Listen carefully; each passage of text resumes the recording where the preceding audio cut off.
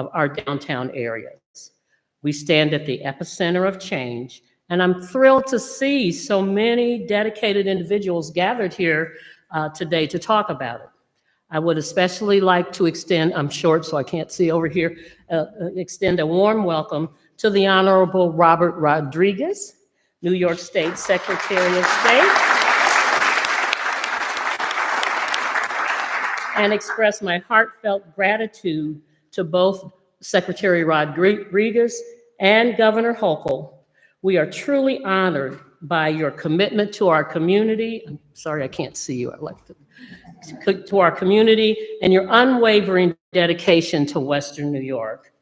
Your leadership in this initiative and your investment in our region strongly manifests your belief in our potential and your commitment to our shared vision of a vibrant, thriving Western New York stands as a testament to the potential of our region. We are also honored to have with us today the Honorable Mark Poloncarz, Erie County Executive. And I know this is not Mayor Brown, but I see a representative back here, and I just have to throw in a plug. Our Byron W. Brown is our mayor and is a proud Buffalo State alum. So I'll just throw that in. And thank you for being here to represent him, okay? And then also, we have the co-chairs of the Western New York Regional Economic Development Council, Eric Reich, and my counterpart from Canisius University, President Eric Stout.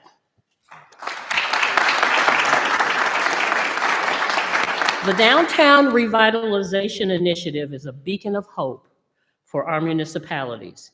It symbolizes a brighter future, more sustainable future for our city centers, and offers a high standard of living and significant opportunities for business, job creation, and housing diversity.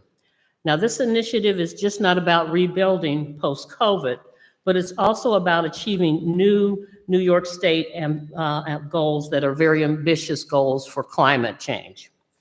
As we embark on this journey of revitalization, I am confident that the insights and experiences shared today will serve as a roadmap for future applicants to these programs. So let us use this forum as a platform for collaboration and innovation as we strive to transform our communities and create a prosperous future for us all. And let me just stop and say right now that Buffalo State University stands ready to participate, collaborate, and contribute to these initiatives in any way that we can. So once again, I want to extend a warm welcome to all of you. Let us embrace this opportunity to learn each other, build a brighter future for West. It is now my pleasure to ask our special guest, Secretary Rodriguez, to come to the podium and deliver his remarks. I'm so honored to have you here today. He says this is his first visit. I don't want it to be forgotten. Thank you.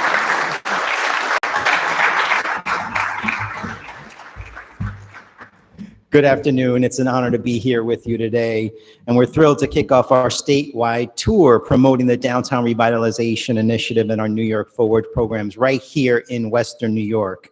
So thank you, Interim President Bonita Duran, for hosting this event. This really is truly a magnificent facility. Your university plays a vital role in the fabric and vitality of this neighborhood, and I appreciate the opportunity to really see the art in this space. Thank you for that. I want to acknowledge some of our leaders who are here with us, New York DC co-chair, and our other co-chair, Steve Stout, president of Canisius College. I also, yes, thank you.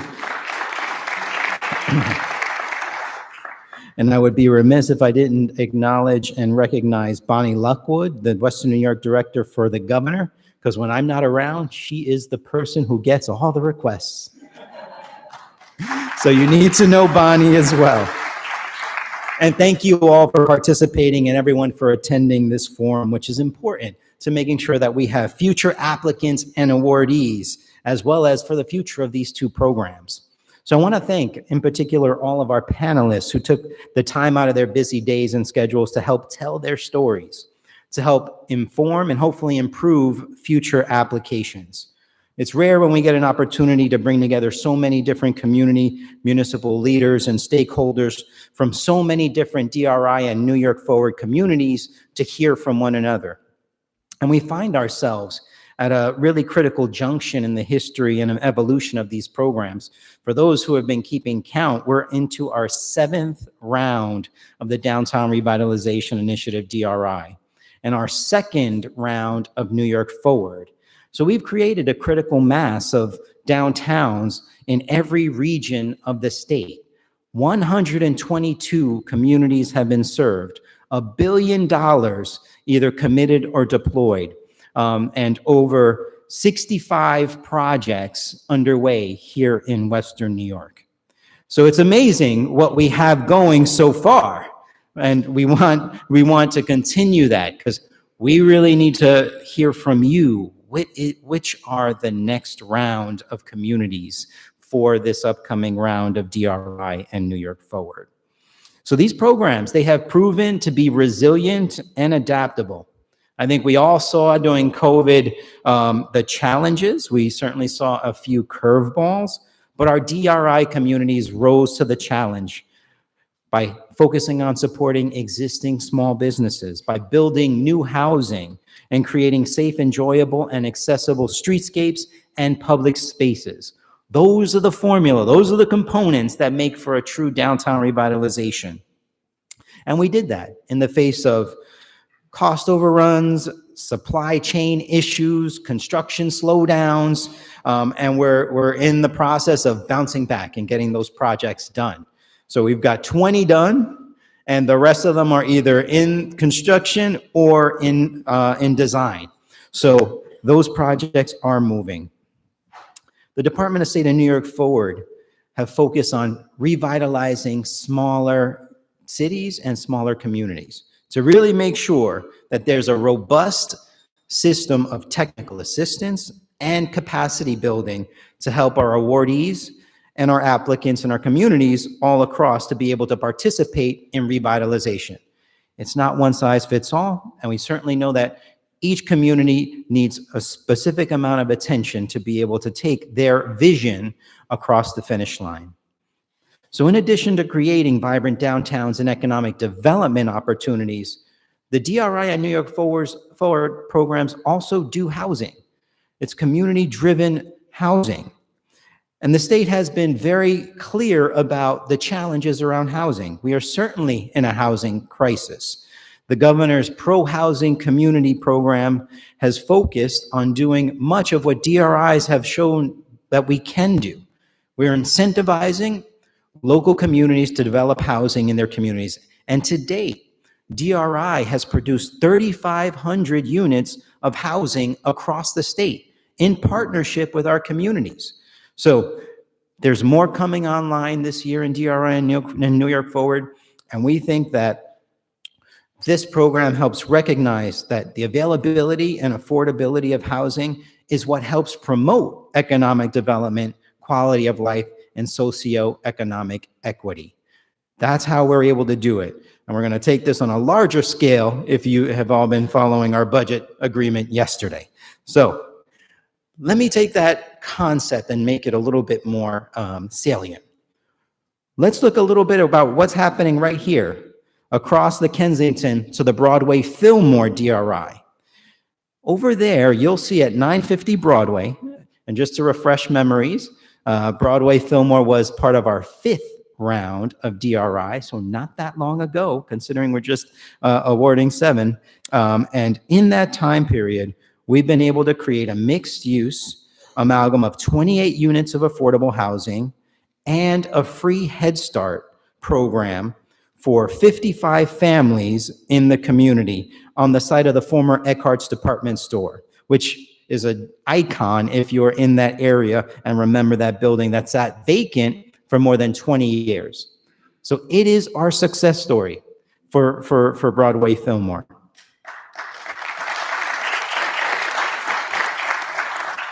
And it's great to have Mayor Brown's representative here and County Exec Poloncarz, because I've already said for the cameras that we're rolling, we are interested, if you have another community, that be that in Buffalo, and of course throughout the county, that is in need of revitalization, that's why we're here, to have that conversation, to engage in that discussion.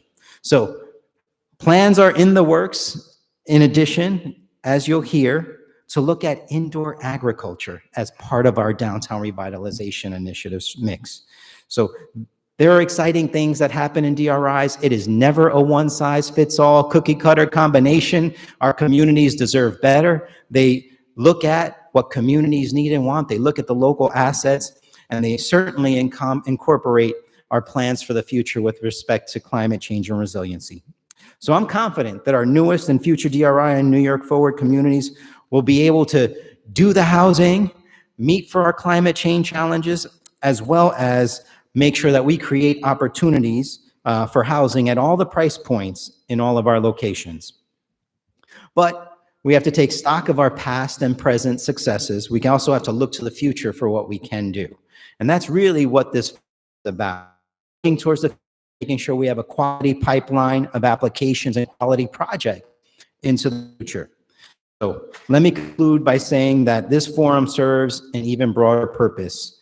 It's so that you can meet the audience, each share ideas, meet our agency staff, know who the leaders in your community, meet your REDC co-chairs, and make sure that you're creating and crafting the best possible application that you can that reflects your community, that reflects your community's assets, that reflects what your vision of your community is, and that helps bring together the stakeholders in your communities to help realize this vision. And we will be here to help you as a partner at the Department of State. That's the beauty of how DRI and New York Forward from other programs, while we feel like the Department of State and the work that we do is really in partnership with our localities and our communities.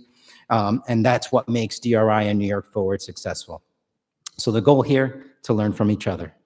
So we hope that you all will learn from one another. And with that, I'd like to take a moment of privilege to recognize the Downtown Revitalization and New York Forward team that really has put out this $1 billion, that works with the communities day in, day out, and that believes that the model that we represent is what's making a difference in communities all across the state. So I want to recognize Paul Beyer, our Director of Smart Growth, Jennifer Dunning, our Deputy Director of Government Relations,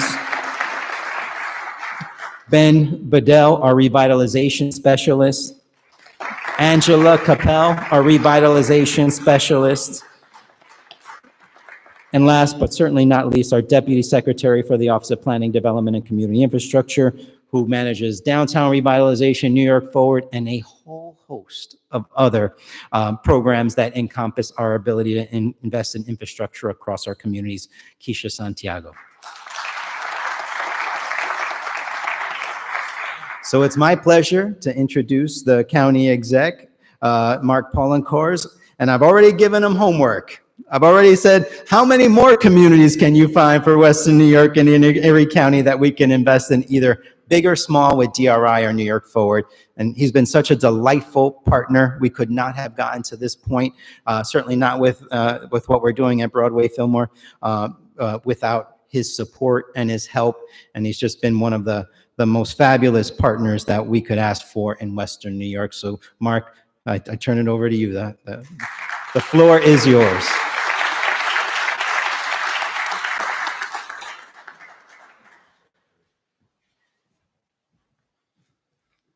Thank you, Mr. Secretary.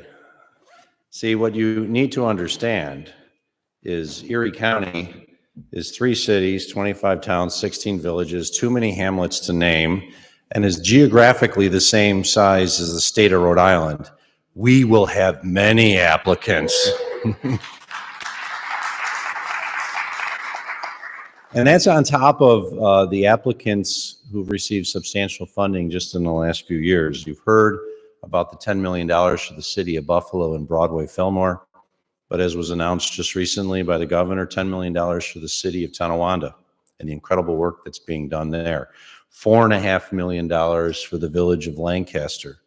$4.5 million for the town of Aurora to be used in the hamlet of West Falls, and then $4.5 million for the village of Gowanda, which is a really interesting village because the village of Gowanda is in 2 counties, Erie County and Cattaraugus County, as well as 3 towns. I want to talk about when government has to jump through a lot of hoops. That's one. Because of the work of so many, the village of Gowanda is seeing a revitalization like all of those communities through both the DRI and the New York Nation, like all of those communities through both the DRI and the New York Forward program. And this is a united effort. This just does not happen on its own because of the investments that are being done on the state level, but also on the county level and the local level. We are seeing the rebirth of these communities.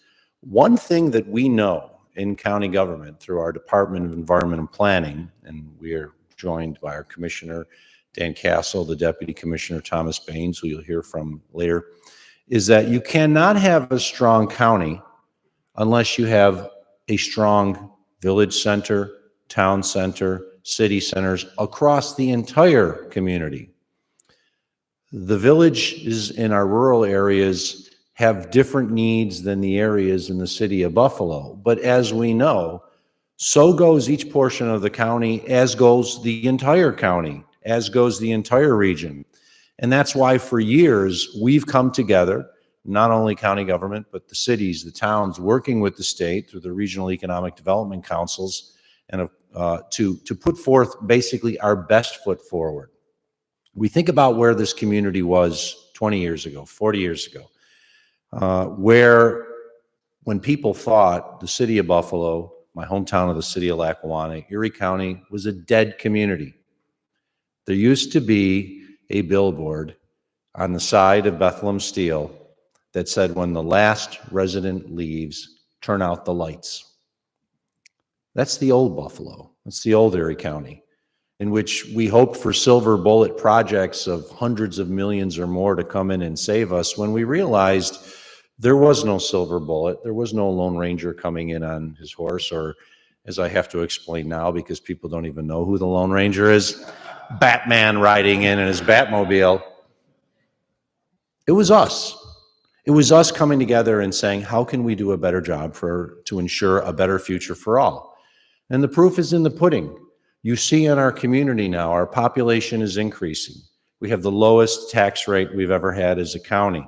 Our credit rating's the best it's ever been. Why? Because we moved forward as a community, not waiting for other people to save us, but because of the good people in our community who came up with ways in which we can do it better. And that includes many of the individuals on the stage, because that's what it's about. It's about leaving a better community behind when you leave office, when you leave your work, than when you took it. And I can say on behalf of everybody that has done the work in our great community, we have left and create a better community, but there's more to do. And that's why we're here today, to learn more about how other communities in Erie County, Niagara, Chautauqua, Cattaraugus, and all of the Western New York region can learn from those who put their best foot forward and received substantial grants in the past, so that they can then utilize the advice of those that you see on the stage, so that they can then apply and receive those funds, and we can create a better community once again in those village centers, in those hamlets, in those towns, and in those cities.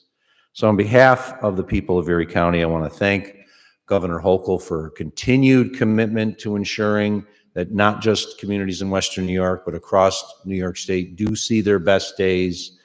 And I do believe the best is yet to come. And it's yet to come because of a continued commitment from all to create a community that we can be proud of. That when people come here, they leave saying, wow, I had no idea how incredible your downtown was, your village center was. But in general, I had no idea how incredible Buffalo, Erie County, and Western New York is.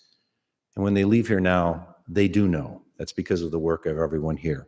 So on behalf of the people of Erie County, I want to thank our great partners in New York State, Secretary Rodriguez and his team, for their continued commitment through DRI and New York Forward. Of course, Governor Hochul, she knows all about us here. She's putting her money where her mouth is by investing in the good projects that are in our community. Working together, we are creating a better community for all, one we can be proud to call home. And it is because of the work of many, including my partner and the co-chair on the Western New York Regional Economic Development Council, the person I'm very pleased to introduce, Eric Reich. Eric?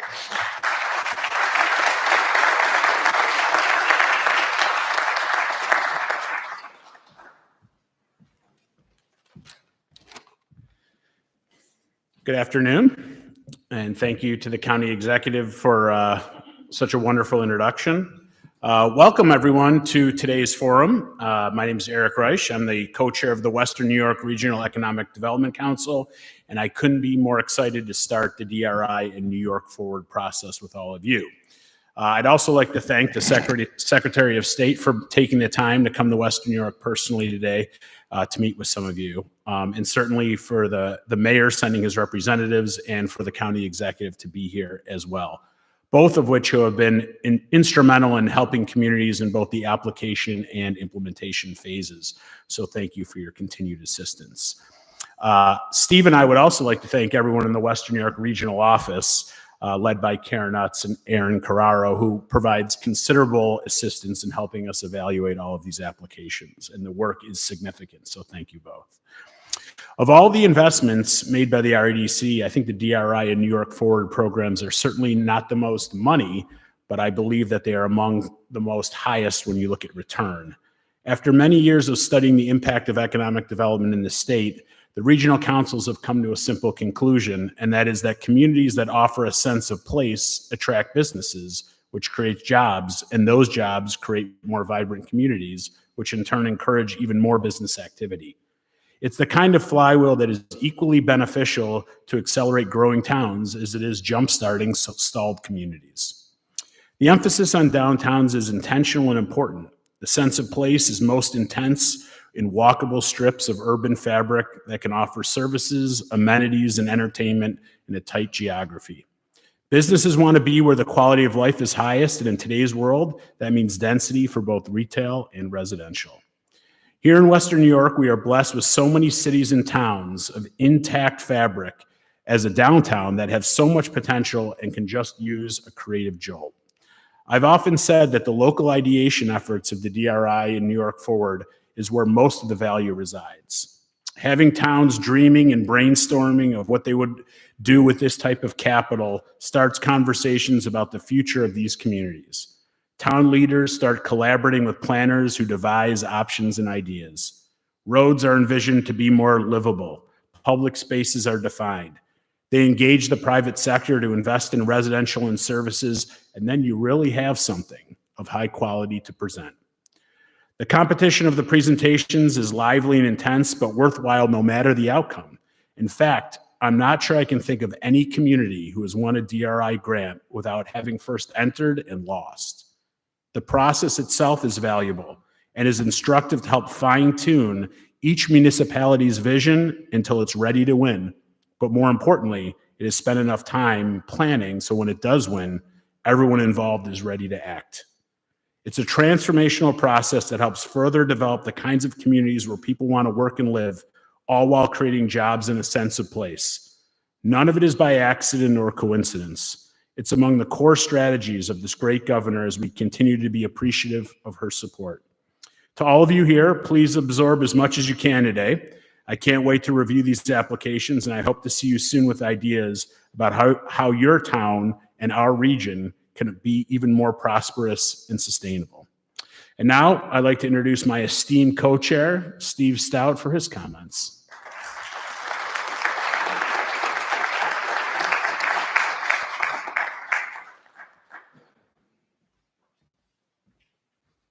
Afternoon, everyone.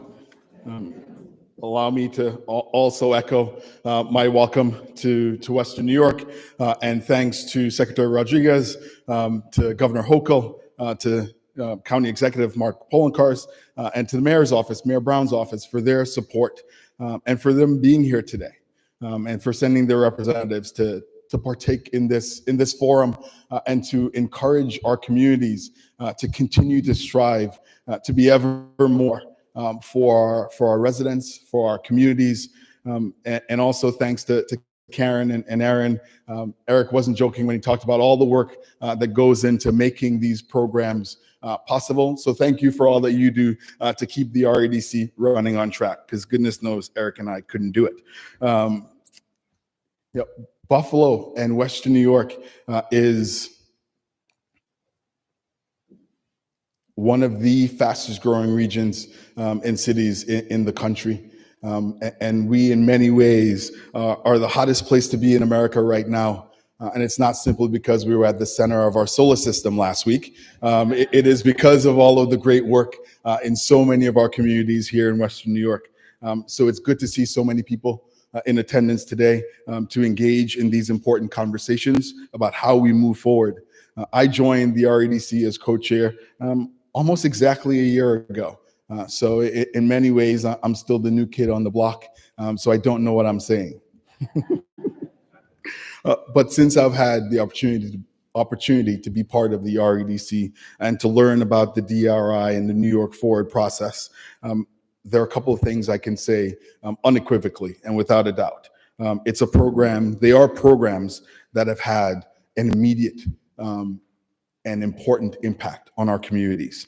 Back in January, Eric and I had the opportunity to join so many when Governor Hochul came home to Western New York at UB to announce the winners of the latest round of the DRI and New York Forward programs. One of the things the governor said that day is those communities are ready to reposition themselves in the region, and it's truly the spirit of these programs, DRI and New York Forward. It is about repositioning communities. It is about a bold, bright, prosperous future for our region, for our cities, for our communities, and for the next generation of people who will call them home. These programs send a message of hope, a message about who we in New York State will be going forward, despite the challenges we faced in the past, that we can rebuild, that we can be a destination for tourists and for locals to enjoy life, a place where you can work, where you can build a family, where you can enjoy all of our cultural amenities. So I'd like to encourage all of you in the audience, all of our communities here today, to take in the information that you'll hear from our panelists, who will share more about the application process, how to build and show community support, and what we on the REDC look for in applications. I couldn't be more excited that the governor in her fiscal year 25 budget has added even more funding for these transformative programs, and we are so incredibly grateful for her, as Eric said, putting her money where her mouth is. Thank you again to Secretary Rodriguez for bringing this forum to us here in Western New York. Thank you all for being here.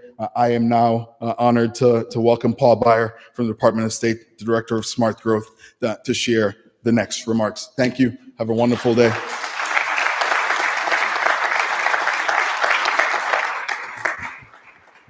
Thank you, President Stout. Thank you, all the dignitaries that welcomed and opened up this forum. We're now going to move right to the panels. The mayor's panel and their mayor's designees, mayors and designees that have implemented DRI, New York Forward plans and projects. And then we'll move to the stakeholder panelists. These are the folks that are moving projects, making sure their projects are getting done on time. And we have a special guest to moderate two of these panels. It's Secretary Rodriguez's Deputy Secretary of State for Planning, Development, and Community Infrastructure, Keisha Santiago.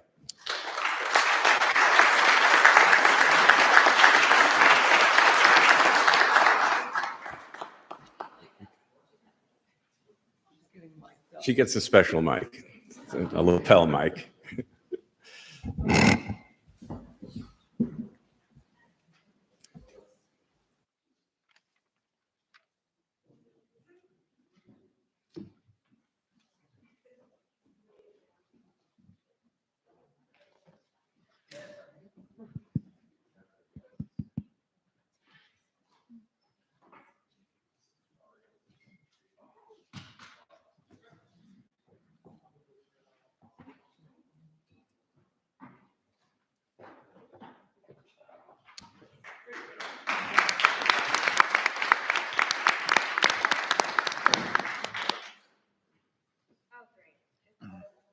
Do you mind if I put this right here? Is that okay? And my mic? Yeah, I hear it. Apologies for the delay. No one told me to wear a belt or something with pockets, and so mic location was a critical area. Good afternoon, everyone. Keisha Santiago. I'm so excited to be here.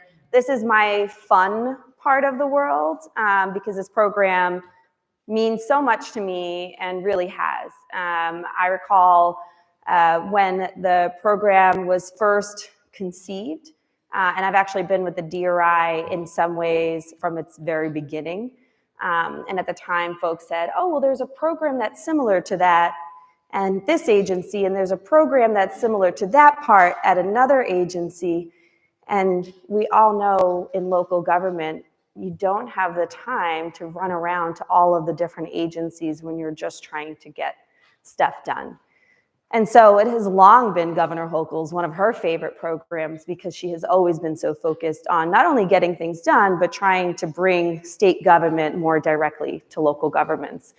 And as an urban planner, you know, this is sort of like the dream come true to have a program that helps to seed great ideas, fill the gap when that's needed, and also take into account more than just, you know, what's going to create jobs tomorrow versus, you know, what does a community really need? So that's where that community infrastructure piece really comes in. And I'm already off script, so this will be a fun day. You know, peer-to-peer learning is so important, especially in the complexity of community development. There's so many inputs that go into it. And some of you may have heard me say in other areas that the Department of State meets local governments exactly where they are and takes them a little bit further than they originally thought they can go. And the way that we do that genuinely is by learning from all of the successes of our local governments and where those are, but also learning from failure to launch projects and trying to protect from that happening again. And so I think it's really great to have folks that are here today that can talk about both of those experiences if they want, because that really is sort of the learning share. That's really how we kind of get ahead. And our local partners, obviously none of that can happen without them. We're just here to help be good stewards of the state and help them with that. But speaking of teams, some of you may not know me, even though I've been around for a while. And the reason for that is community development is ground up. And so when we say to you all, work with your community, hear what they want, I also feel that way from a team perspective, which is you can get so much more done in that dynamic relationship between our state planners and our local government officials and their staff. And so I try to stay out of their way unless somebody actually needs me and more focus on making sure that everybody's being as creative and coming up with their can-do attitude about what's the right thing and how do we address some of those harder, more sticky areas. So, you know, the Department of State has the most incredible, passionate group of revitalization specialists and planners that have been working on this program and working alongside you and your team. If you are a local government that has not been keyed in and been working with members of my team because you're waiting for a grant, please reach out. You don't have to wait until you are a grantee in order to receive technical assistance. Let us help you, steer you in the right direction. And I always say to everybody, do that before the competitive portion of any program comes out, because there is a time where we can't talk to you as much for competitive reasons. So now's the time. We don't have anything out right now. So now's the time. Thank you, Secretary of State, for announcing all of the staff members, because I was going to ask them to raise their hands. But I also want to acknowledge one other member, which is Patricia, and I'm sorry for the new team member from HCR who's also in the audience today. They are a critical team member for us. Our relationships with our sister agencies, our state agencies, are so key and critical. I oversee the Office of Planning, Development, and Community Infrastructure that administers the DRI and New York Forward program. We're also breathing new life into brownfield areas through our BOA program. We revitalize waterfront communities through our local waterfront revitalization program. We also support sustainable inclusive planning and zoning through our smart growth program, which we are constantly retooling to ensure that it is helping communities with exactly what they need to launch into that future state in a most sustainable way. We're also improving and restoring shoreline communities and ecosystems through our ocean and Great Lakes initiatives. So it's a broad office. So if you're not sure where to go, as Secretary Rodriguez helped us in having the term, revitalization starts here, we genuinely mean that. If you're not sure where to start, please reach out to the Department of State. But somehow we pull all of these program activities into one cohesive whole. All of our programs in some ways support the DRI and New York Forward. And we also work really closely with our other agencies to make sure that the great ideas you have that you bring to us, if it's not us, let us help you figure out who it might be. And that's, I think, another important part of applying. So for those of you who have applied and you're here trying to figure out how to win, I think the other thing just to note is this is also our opportunity to learn about the vision for the future for your communities and what you're doing to try and get there so we can be as creative into the future with you as possible. ESD, HCR, and NYSERDA are all of our partner agencies, and we provide with them an abundance of training and informational materials, which you can all access at our DRI website. We have a host of private consultants available too to help you through the application and implementation process. But we rarely get a chance to pull this together and hear from the folks who are doing it on the ground. So thank you all for coming and taking the time. Following the two panels, we'll also have an informal application workshop, and I want to encourage you to all stay here for that. There's engaged individuals, REDC members, and agency staff will be available to answer questions and to provide their insights into developing a successful DRI and New York Forward application. Secretary Rodriguez and I have traversed the state, him more than I, that is true. Several times, in fact, visiting DRI and New York Forward communities, touring projects, doing ribbon cuttings. I've been blown away many times, but especially this morning. And meeting local officials and interested parties and listening to their stories. This forum is an opportunity to share those stories with opportunities, challenges, and sometimes creative improvisations with you. And we hope that they'll prove helpful and insightful as you move forward. So starting with our first panel, this is our mayors and municipal leaders panel. We have the city of Buffalo, our host city. Thank you so much for joining. City of North Tonawanda, the city of Olean. Actually, I'll name each of the individuals. So on behalf of Mayor Brown, we have Lisa Hicks, who's the director of the Office of Strategic Planning. And we also have City of North Tonawanda, Mayor Austin Tylick. City of Olean, Mayor Bill Aiello, nice to see you again. Village of Wellsville, Mayor Randy Shaler. So starting with you, Lisa. You've been such a great partner on so many of the Department of State's programs. City of Buffalo, and we have 4 BOAs that have supported several projects, an LWRP that you've incorporated into your award-winning Buffalo Green Code, and you're soon to kick off a Smart Growth Award to develop a revitalization strategy in East Buffalo. On top of all of that, we're so impressed with your East Buffalo DRI. I just visited several sites this morning, including 950 Broadway, which will serve as a community hub with affordable housing, urban food and agriculture, and affordable childcare. It's an amazing project. Kudos to you. We'll talk to you next. But tell us what you're seeing in East Buffalo DRI and its contributions to the city of good neighbors.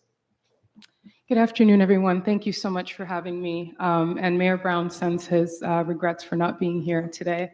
What we're seeing, I think a lot of the dignitaries that spoke in the beginning talked a lot about hope. So immediately upon the $10 million award, the community really kind of came alive in the Broadway Fillmore neighborhood. Many of the small businesses that were struggling over the years really saw an opportunity to not just receive some funding to support their projects, but also to participate in the selection of those projects. So we're seeing a lot happening. We see, so on top of the project that Kevin will speak about shortly, we have another project that is creating an additional 62 units of affordable housing that's coming to the neighborhood. And we've just seen a huge amount of interest in the neighborhood because there are some vacant lots surrounding the Broadway market. So the Broadway Market being the anchor institution that we applied based off of that, there's also the Central Terminal, which is in walking distance, another anchor institution in the neighborhood. And so we're seeing a lot of folks very, very interested in making sure that the entire community gets developed. So it's not just a strategy that provides investment of capital, it's more a strategy that allows for community development overall. We're also seeing those businesses that were awarded moving forward with their projects, and everyone is just very, very excited in the community. Yeah, I didn't make it out for it, but I loved seeing all the images of how engaged the community was. And I just thought that was so fantastic and was representative of the projects that came forward. Absolutely. For the audience, you should know after each of the panelists speak, we will be opening it up for questions. So please make sure to keep note of your questions. Mayor Tylik from the city of North Tonawanda, the city has also built up a reputation for utilizing Department of State and other state programs to advance your revitalization efforts, particularly the BOA and DRI, leading up to your successful DRI award. Can you talk to us a little bit about those processes and how you've been building up utilizing these programs? Yes, I would say our resurgence really started 20 years ago, and that was when we created the development agency, Lumber City Development Agency. And with us today is Laura Wilson, who's our current director. This has been a long marathon to get to the point where we are, but when I took office in a couple of years before, it really was a partnership with the state. The state has been an advocate for North Tonawanda, and we have looked to capitalize on 3 sides of water that we have down in North Tonawanda. Our downtown area has been a thriving anchor of our city. And, you know, when the DRI came around and we made a couple of attempts, right? I think 3rd or 4th time's the charm, and Laura's smiling over there. You know, we found ways that we created partnerships now just with the state and all the agencies, but, you know, private companies, private businesses, nonprofits, and figured out how we can all come together to make the city a better place. But I will say, you know, the DRI is an opportunity, but communities out there who haven't been through it yet, don't just rely on it, right? The state agencies, there are different routes to go after grants that, you know, couple with these, right? Like the brownfield opportunity, you know, that just made it even more of an enticing piece. It's oftentimes these major developments aren't just one funding source, it's 5. And it makes things complicated, but you know what? These projects get done quicker, even though not as quick as we want, but rather than say a private developer just relying on their own funds, it might take 10 years as opposed to a handful of years. So, you know, North Tonawanda has appreciated really what the state has provided us for sure. Yeah, and I loved learning early off that North Tonawanda and Tonawanda originally had some initial conversations about coming together and then realized, no, we have enough projects to go at it separately, but still leverage that competitive but collaborative edge, which I just think is so great with neighbors. You're mentioning when a couple years old time together submission. We weren't successful, but the state made it up to us, right? With the 10 million, and recently Mayor White in the back there was successful in a $1 grant to the DRI. So yes. Yeah, it was great to see that early. It was great to just see it on paper, to be quite honest. And I think that helped to spark some of those ideas that we now have with communities coming together. So again, learning from communities. Mayor Aiello, you've been there since the beginning of the DRI. You moved team, have successfully reinvigorated your downtown literally from the bottom up with walkable Olean streetscape plans and projects that have transformed downtown. I had heard in the past some way the downtown trying to attract businesses and professionals. Now you highlight and tell transformation and the successes and challenges you've confronted moving your projects forward. Thank you. First off, I appreciate being here.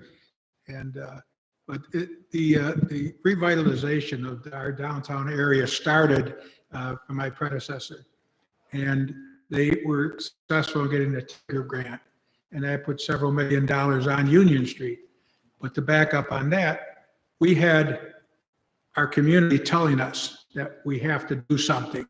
We had our hospital Olean Medical Group that would avoid our downtown area when they were courting doctors to come into Olean because that would avoid our downtown area when they were courting doctors to come into Olean because it was in bad shape. So that started it.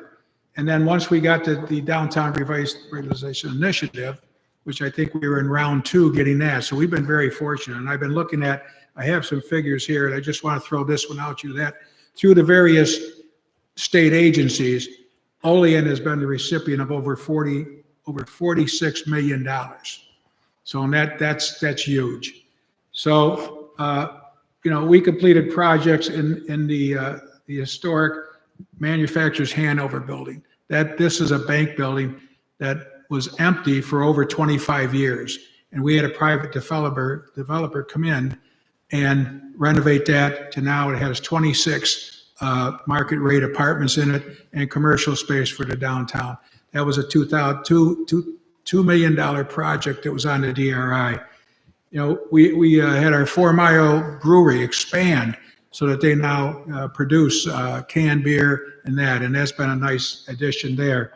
The former Carnegie Library building, which is named the Old Library Restaurant, they weren't open for a few months, actually a couple of years, and we had a young couple come in and they were willing to give it a try, and they were a recipient of the DRI, and that's opened up again now, and it's an event center, and they're even opened back up now for dinners, and they're going to try lunches. I understand they're going to try lunches again here pretty soon.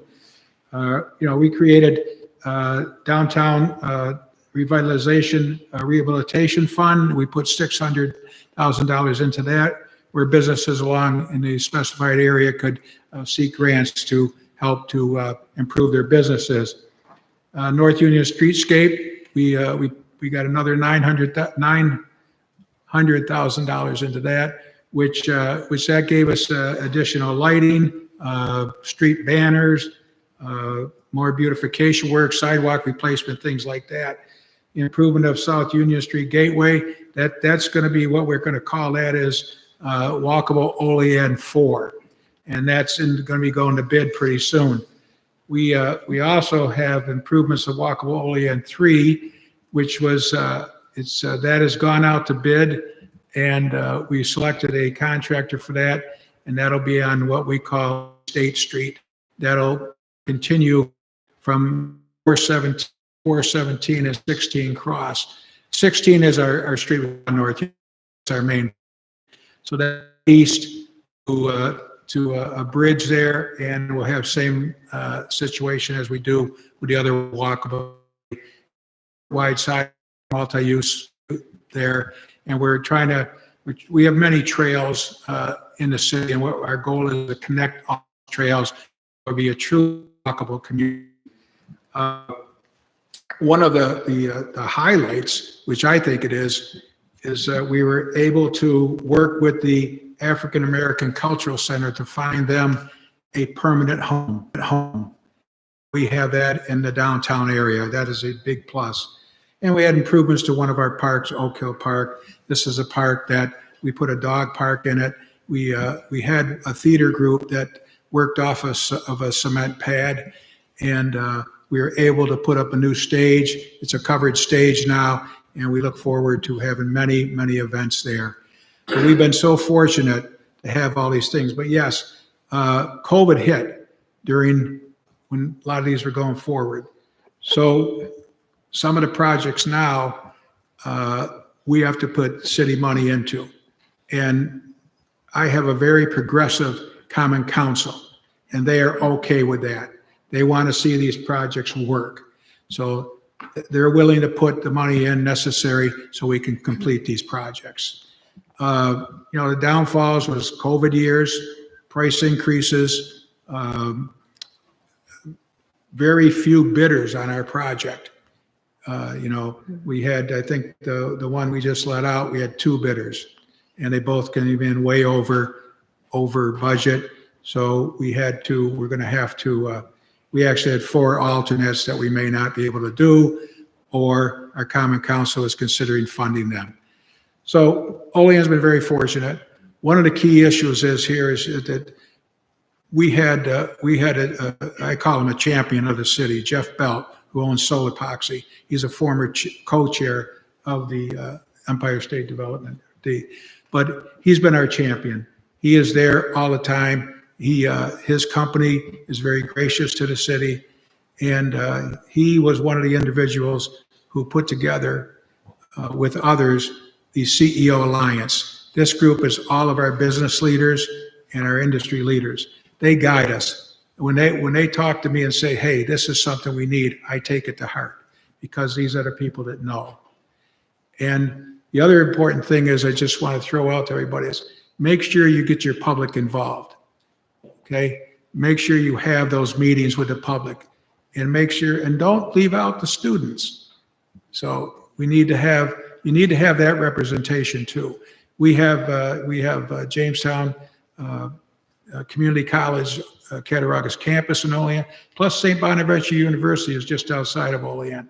So we get a lot of advice from them. We now have a comprehensive, a new comprehensive plan going in place now, which is funded partially by the Department of State and I'm sorry, I'm drawing a blank, but there was 2 funding sources there.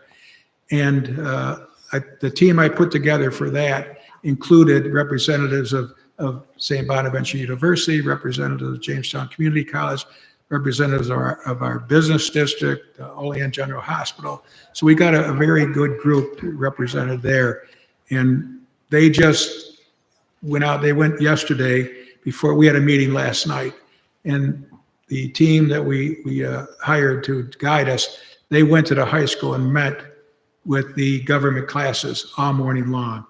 And the comments that came out of there were very, very good comments and shows that our youth want to be involved. So. Yeah, thank you for that. And, it's really true, the value of that comprehensive planning effort, especially getting in the students, because, time flies soon enough.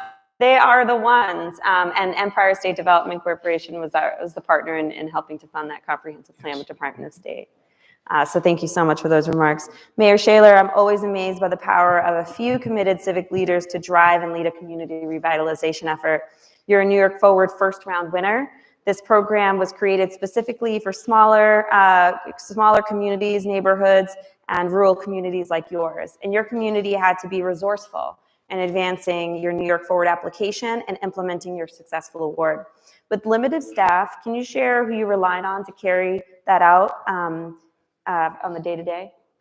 Sure. First of all, thank you for having me here. And I'd like to put things in perspective for everyone. Wellsville has a population of 4,500 people. I believe they would all fit between the 10 and 30-yard lines of the new stadium. Wellsville had the good misfortune of losing our largest employer about 2 years ago. And unlike the sign on the side of the Bethlehem Steel building, we did have a lot of comments, however, going through the area. What are we going to do? We'll never attract anyone. We'll never make this work. And we used at that point in time, our knowledge was of the DRI. We used the DRI as kind of a rallying call among the citizens to say, why not us? Why can't we put our heads together? And we did very heavy community involvement.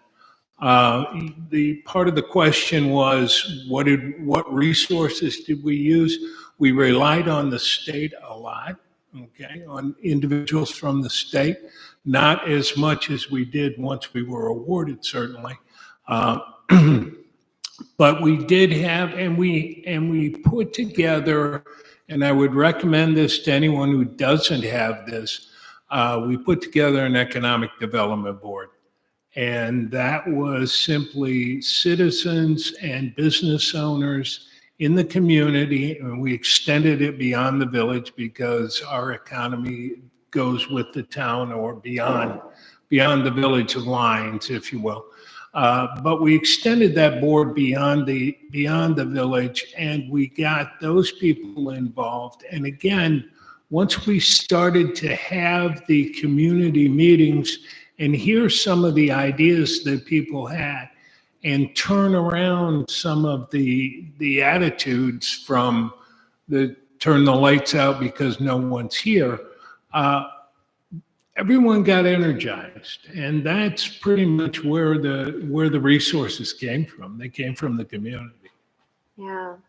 I'm going to ask folks who do have a question to line up to the mics, but in the interim, I'll start with one. Please line up. I'm going to just ask the panelists maybe just to talk a bit about the value of continuing that motivation through the pre-application of the community, the pre-application and helping it drive through as the projects are moving forward. Mayor Yellow, you talked about having a council that supported adding more resources. Mayor Shaler, you talked about sort of the community really sort of being that driving point and saying, well, why not us?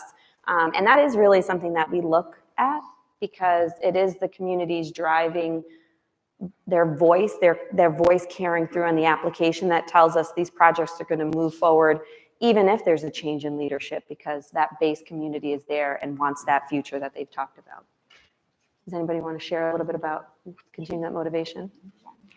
So when we applied for the DRI, the community, the Broadway Fillmore neighborhood, it was actually one of the most perfect areas that we could choose at that time. There had already been some investment committed to the Broadway market through Empire State Development and some other agencies as well as going city through their East Side Avenues programs and Better Buffalo Fund. So to us, it made sense to kind of leverage investment that was already happening in that neighborhood and really push those projects through the finish line. So I think that was a big motivator for us in kind of moving through the application process and continuing on, is just to really complete this community and what had started when resources were low and those businesses didn't have access to other resources. Yeah, and I know this is a stage, but I am known for taking the mic and literally walking around the room. And it's not beneath me, and I am uncorded. I'm not plugged in on my mic, so it is very possible. So in North Tonawanda, we actually had, I believe, a $2.5 million grant for placemaking that was prior to our DRI, which we were awarded in right before 2022. But the placemaking piece really focused on walkability, bump outs, change of material, ways to get people really out and engaged in the density of our downtown area. And with that process, we had a lot of community engagement through numerous agencies. And that's really where we kind of got things rolling that led to the pictures, the quotes, the ideas, the other pieces that led to our application with the DRI, and it really bolstered it. Now, on the sense of a comprehensive plan, which really is a huge piece, right? What do they say? Every 5 to 10 years, you should be updating. And the last one we did was 2008. So luckily, the state helped us with funding for an LWRP and comprehensive plan that we're running together, very long meetings. When you do both at the same time, but Smart, but yes. but now's the time to do that, right? And every municipality is different. We're obviously going to tailor it to our different districts. But to Lisa's point too, the way we saw it is focusing on a node, at least for us, our downtown, and then that starts to radiate, or it's bike paths that we start to connect to those Empire State Trails. And it's not just about us either in that sense. It's about the neighboring communities and how do we work off of each other. If your next door neighbor in Tonawanda has a hotel, Mr. White, we might not look at that, or maybe we do. So that's a piece of it, but engaging the community, the school district is a crucial piece. Yeah, agreed. I think you got to walk around with the mic. I think so. I think, yeah. Get in there, Paul. I'll take care of that. Yeah, Keisha. get in there.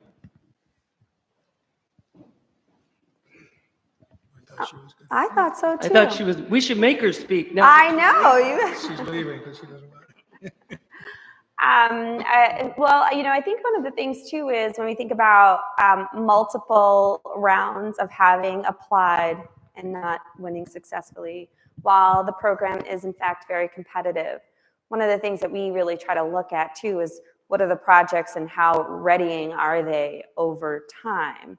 And then where do we need to sort of plug in some help and staff and resources?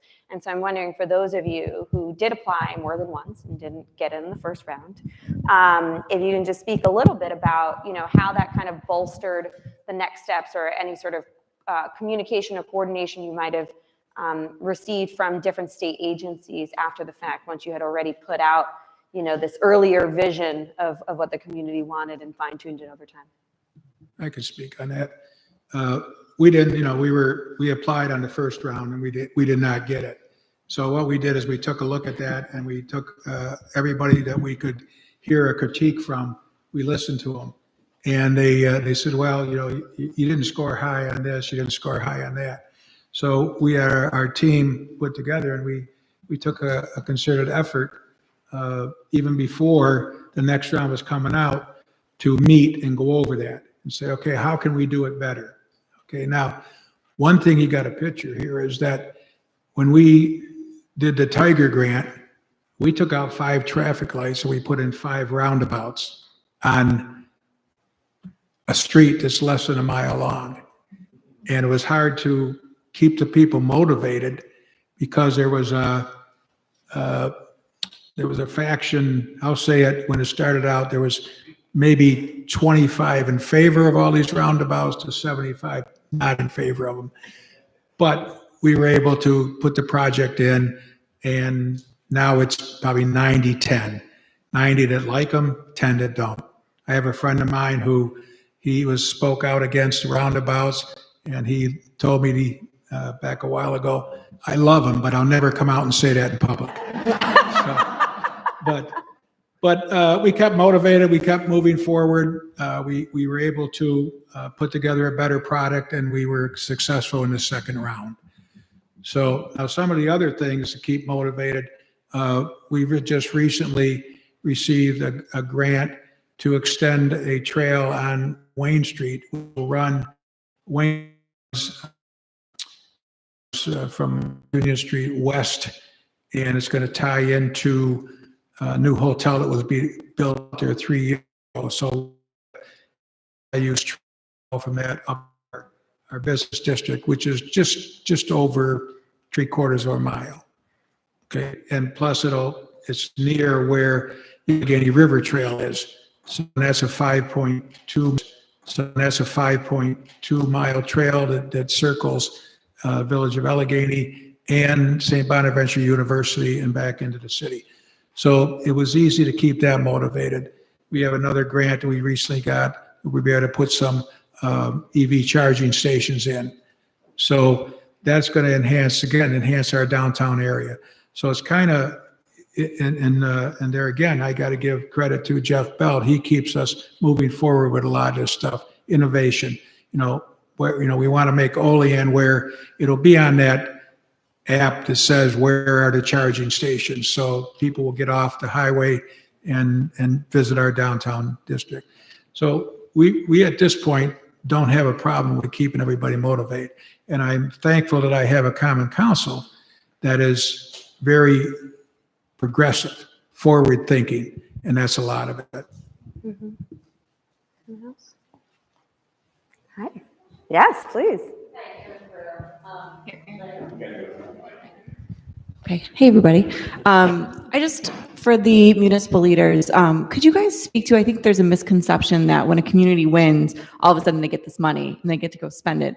And really, there's an application process and there's a call for projects. And how do you guys market this to the community? Like, do you go door to door? Like, how do you drum up these projects with the help of the consultants? I can speak to that. We went through that very, very recently. And there was a picture in the newspaper that had me holding a cardboard check with Governor Hochul. So the question was, where's the $4.5 million? We're ready to spend it. Right. the way or the message that we finally settled on and that we delivered to them is, and I think it's well received, is that the state of New York recognized that Wellsville is worthy to the extent that they're willing to invest $4.5 million in Wellsville. And we need to put those projects together and help the state decide where to invest it. But the state has made the commitment that they're willing to invest the money in Wellsville. State hasn't written a check, but they will make the investment. And that is seemed to work. That's all. So for those who don't know exactly the process, 60-second brief, Aaron. We were awarded for 2002. Basically, there's a conversation back and forth with the city or the development agency within the state who's going to be sitting on this board. The mayor, myself, is the co-chair, and then Mr. Brown from the Regional Economic Development. And your stakeholders are really a key piece, right? So we had restaurant, we had this restaurant, we had this agency, had resident engineers that just knew development. We had the engineering, architecture, planning firm that helped guide a lot of the conversation. But, that LPC, the local planning committee, was a crucial piece in making sure you were engaging different aspects of the city to get the word out there. I mean, there were flyers, posters, open meetings on this as well. So people, would see something and, go to our development agency. What is this about? A part of the process to submit a project. So we had over, I believe, 30 projects submit to the LPC, the local planning committee. And we knew we had to be somewhere around $14 million in projects. And it's like, well, why not 10? Well, we got 10. You take 300,000 off for the different firms that helped guide us through the process. So really 9.7. So we go through this process where they submit 30 some projects, which was a lot. We were told there was a lot of different projects.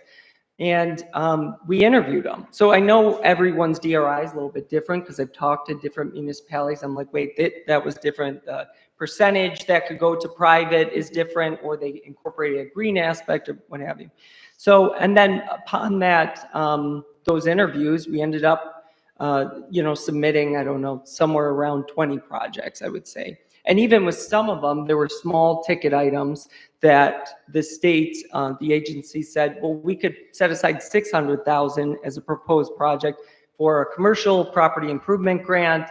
So those little pieces that were then go through our community development agency to review all of those. Laura loved that. I think she's falling asleep back there. Yeah, as I'm just like painstaking, But ultimately there's quite a process, but it's a very aggressive process. So you would think it would take a long time, 6 months from start to finish, creation, getting through all that, organizing a massive group of people. We were on top of it. So hopefully I answered that, Erin. Yeah, and the one thing, oh, great. Hi. Hello, I'm Christine Rath. I represent the village of Youngstown up in Niagara County. Can you describe for me, it sounds like there's been a lot of projects put together. Did those align with your master plan for your community? Did you update the master plan first and then work through the process, or were they just projects above and beyond the master plan? And I'm really asking this because the master plan for the village of Youngstown is probably from the 70s. And, our intent is to work on developing that and improving that in order to help with our revitalization. Yeah, you want all that. Sure. Our project that we submitted absolutely was in line with the city's comprehensive plan. We have a goal to increase housing affordability. That was a really big piece. But I think overall, what we're looking to do is revitalize neighborhoods.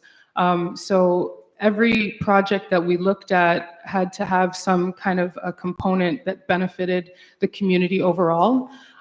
So even in the services that were provided, which again, I'm not going to take Kevin's steal his thunder, but the types of services that are being provided, if you're being awarded, it has to have a true benefit to the community.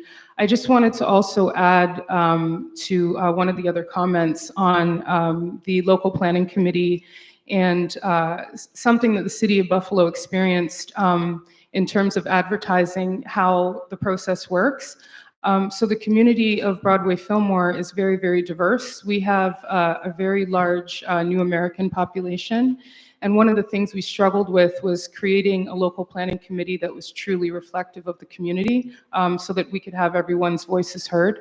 So I just wanted to just add that comment on to the last question because for us, it was a significant challenge. We didn't end up having full diversity representation, but I do think that we were able to select projects, again, that really truly benefited the community and the mayor's vision for that neighborhood.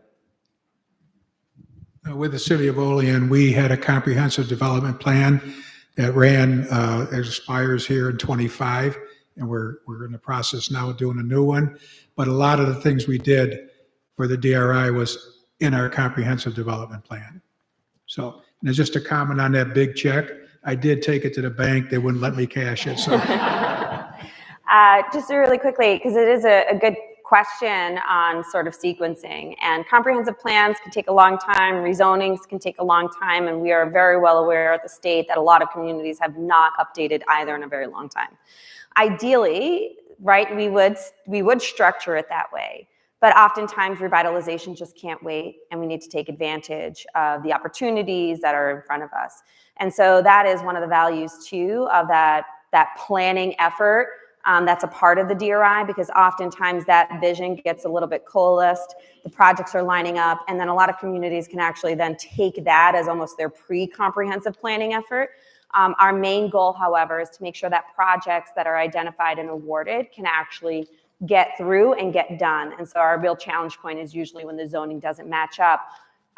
The important piece of that, going back to community engagement, is if your community is in support of the types of projects that are awarded, and it allows for issuing variances and other things, that it is in fact in line with the community. So the community portion of the program is so important because we can point back to that and say, I understand, but the broader community has expressed high desires for this type of project to move forward. Make those decisions in line with as the community is pursuing a comprehensive plan update. Thank you. And so now we're going to switch things over to our panel of interested and engaged DRI New York Forward participants, which I'm so excited are here. First up, we have Rhonda Bivens-Talley, Executive Director of Lovick Institute for Civic Engagement at Niagara University. Rhonda, your website says we are committed part of that. And so can you tell us a little bit about the Lovick Institute and the impact program at Niagara University, and how the planned academic innovation hub in the Bridge District DRI area is helping to revitalize Niagara Falls? Absolutely.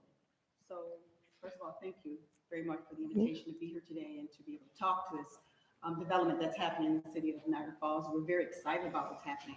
Can you check the mic, please? Oh. Seems like it's on. Yeah. Seems to be working. You can talk a little more? You talk a little louder? So again, Lovick Institute at Niagara University, we are very excited to be part of this initiative and moving forward with the plans that we have.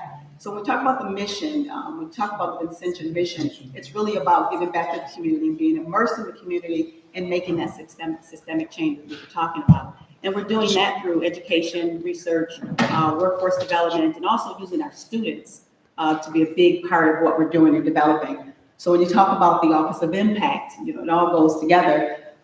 We talk about the Office of Impact. Impact stands for Innovative Mission Projects Accelerating Community Transformation. So that's action, and that's us being involved in the community, working with people, and taking our resources off of the campus into the community and listening to the voices of the people and understanding what it is they want so that we can make those systemic changes that we need in our community. So it does take time. It's a matter of gaining trust with community residents. And as a person who's a resident of the city, I'm really proud of what we're doing at the university to make those changes. We are an anchor institution, and we're moving things forward, but it takes a lot of buy-in from the community, and it takes time. And they spoke to that quite a bit, and we are doing that. So, in working with the mayor, we have a lot of partners. And what's great about the Lebec Institute is that we are a convener. So we bring everyone together and we talk about how do we strengthen our partnerships, how do we utilize our resources, bring our departments out of the silos and work together, sharing these resources to move things forward. And we've been very successful in doing that. And so we have a number of partners that we work with. We have community partners that are allowing our students to create projects. There's a lot of research happening, whether it's with GI mapping or looking at housing studies, which is really big. That's very exciting. So we have a housing study that's happening with Norlick and LIS, and what we've been able to do is identify like 3,000 parcels that are vacant, and how do we turn that into safe and affordable housing, and not doing it in a way that we're on one end of town with one or two houses and another end of town with another, but really how do we strengthen neighborhoods, like what Lisa talked to, is really how do we really strengthen different neighborhoods, one neighborhood at a time, so that we see the difference in our communities and making sure that the people are involved in making those changes. And we're doing that quite a bit here at Lebec. We're doing. Thank you. The role of convener, and then also being able to see and feel and grow from that impact is so important. Next up, we have Kevin Dagger, who I had the opportunity to meet earlier today. He is the Vice President of Cedarland Development. Can you talk a little bit more about how the 950 Broadway project developed? How did Cedar Development get involved with this building, the former Eckhart department store, and how did you decide on affordable housing and a daycare center? The project is amazing. I'm very excited about it. Yes, we're very excited about the project, and thank you for having me here today. I must say that development is not easy, and making change is not easy. But when you have the right people working together, it makes all the difference. And I believe strongly that here locally, we're very fortunate to have a lot of hardworking people, and that's why collaboration, I think, is one of the best ways to get things done. Get the right people in the room. Find solutions. No problem is too big. The Eckerd building is an amazing story. We have been involved in that project for over 10 years, and it took us a long time to get started with the project for many reasons. But the biggest challenge was always, financing and getting an anchor tenant. The neighborhood did not support the kind of, rents that we would need to get, and I'm assuming most likely that's a lot of these DRI communities have similar challenges where the cost of construction doesn't fit with the rents you're able to make, so there's a gap, and we could never figure out how to bridge that gap, especially without having a first floor anchor tenant, because our building is 2 floors that are ideal for apartments and 1 floor that is ideal for commercial or retail use. And when we were going around to figure out how we're gonna get this project moving forward, we couldn't find a lender, and the numbers just never made sense because they wanted an anchor tenant on the first floor. And it's very hard to convince someone to move into a vacant building. And it's not easy, especially during the last couple of years with everything going on during COVID. But then the DRI opportunity came, and we jumped on it because we knew that we could use this as a tool to try to bring an anchor tenant and fit all the pieces and make the project happen. So the Eckerd building is a full revitalization of a community anchor, $12.7 million project that is doing 28 affordable apartments and a first floor space for the Community Action Organization, which is going to bring community resources and free childcare services to 55 families. So we were very lucky to be able to work out a deal with them. And what really helped us was having all the pieces together. We went to them and said, look, this is what we're able to do. We're going to apply for the DRI. We want you to be a part of it. This is the rental rate we can give you. But it's contingent on this DRI, because without it, the rental rate would have been higher and they wouldn't have been able to afford it. So we used the DRI as a tool to be able to help us secure an anchor tenant, which helped us start the whole project. And, so that was one of the last pieces we needed, and we were ready to move. And as you saw today, we're nearing completion after only 1 year. So we're really proud of the progress we've made, and really thankful for the DRI opportunity. Yeah, it's a great building. Next up, we have Jenny Rizzo-Choi, Executive Director of the International Institute of Buffalo. Jenny, throughout the state, we're seeing immigrants and refugees organically improving the communities they settle in with support from ONA, the Office of New Americans, for those of you who don't know. What role do you see immigrants and new Americans playing in revitalizing our communities? And do you have specific examples of that in this area? Sure. Thanks for having us here. The International Institute has been around for over 100 years. Our mission has always been about welcoming the foreign-born and helping them adjust into their new lives here. Our mission today is making Western New York a better place for and because of refugees and immigrants. We are not alone in this.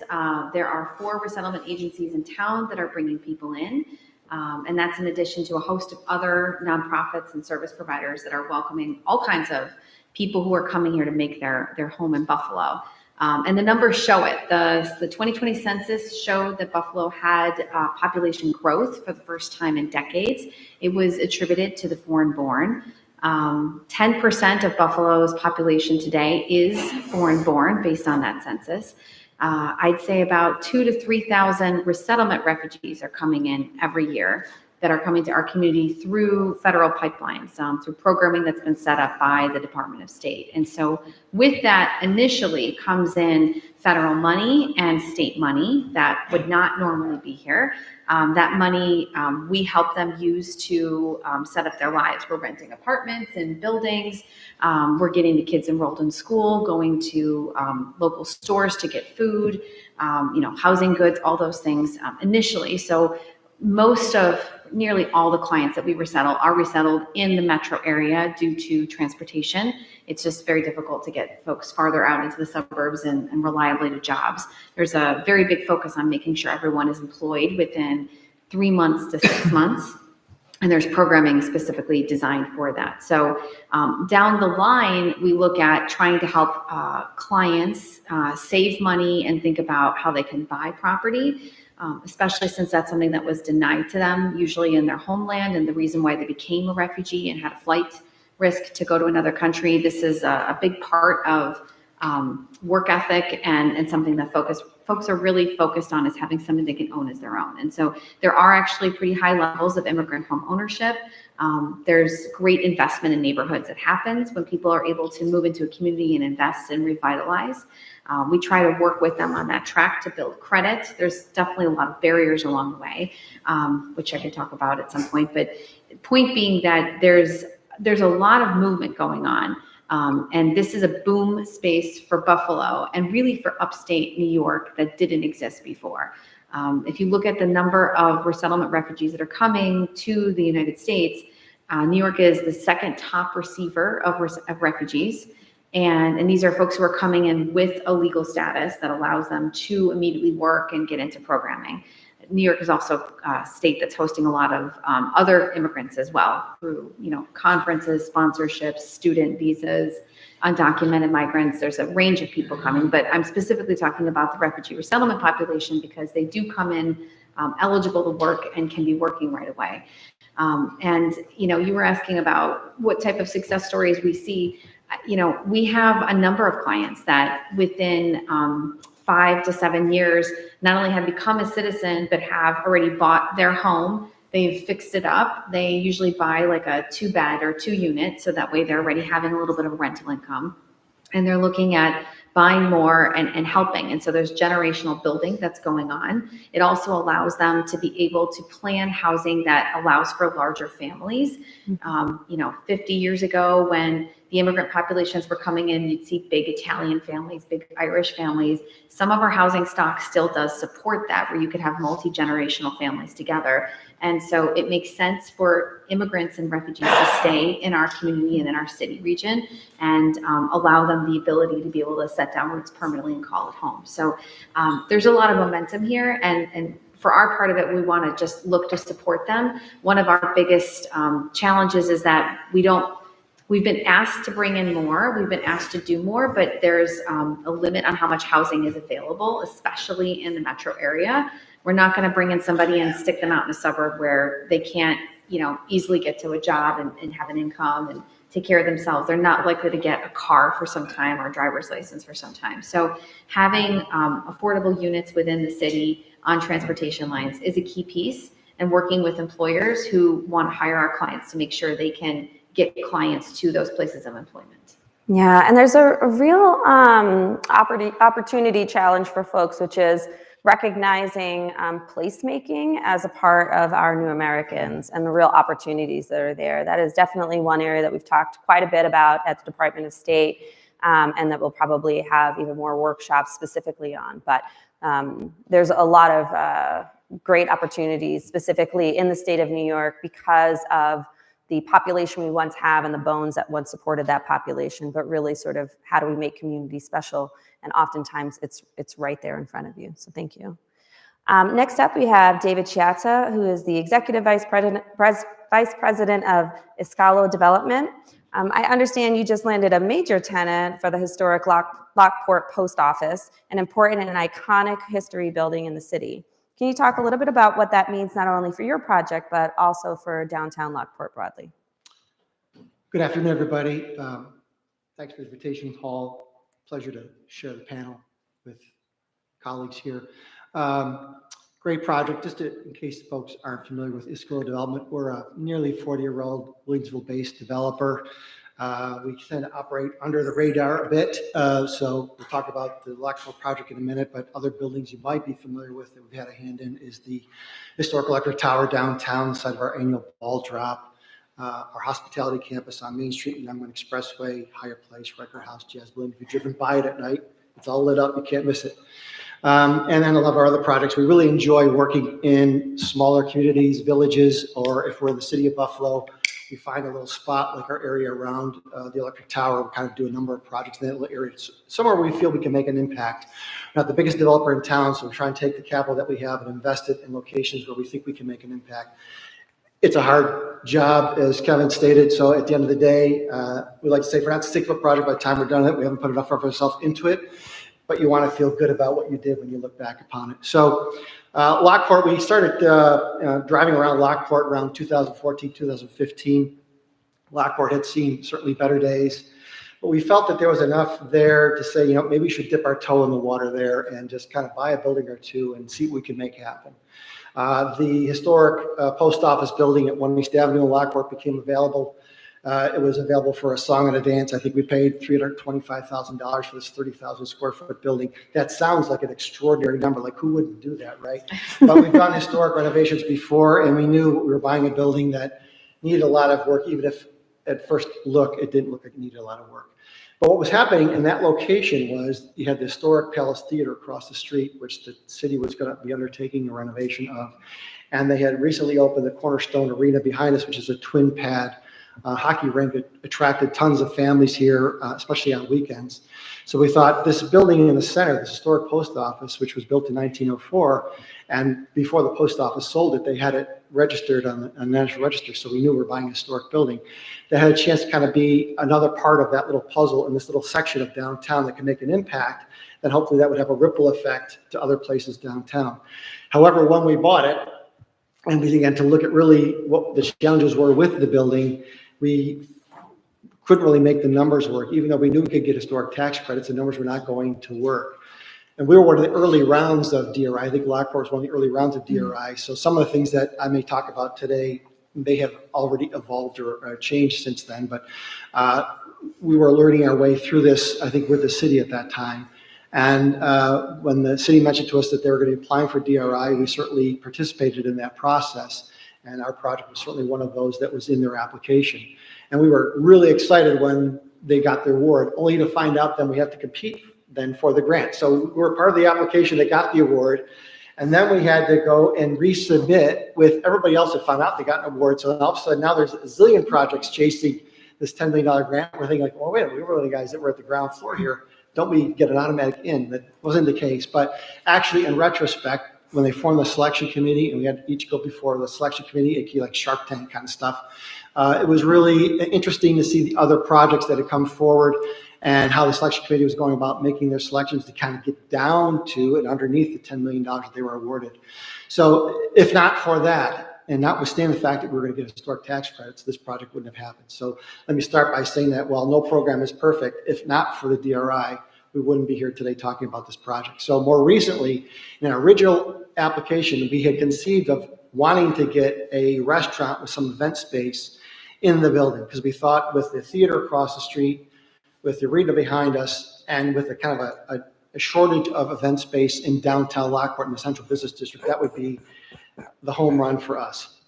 We did the project basically speculatively. It was only recently that we're able to attract Big Ditch Brewing Company, which Paul Iskolo is an investor in, but they operate independently to kind of land their taproom microbrewery in almost half of the building, which has been a significant breakthrough for us.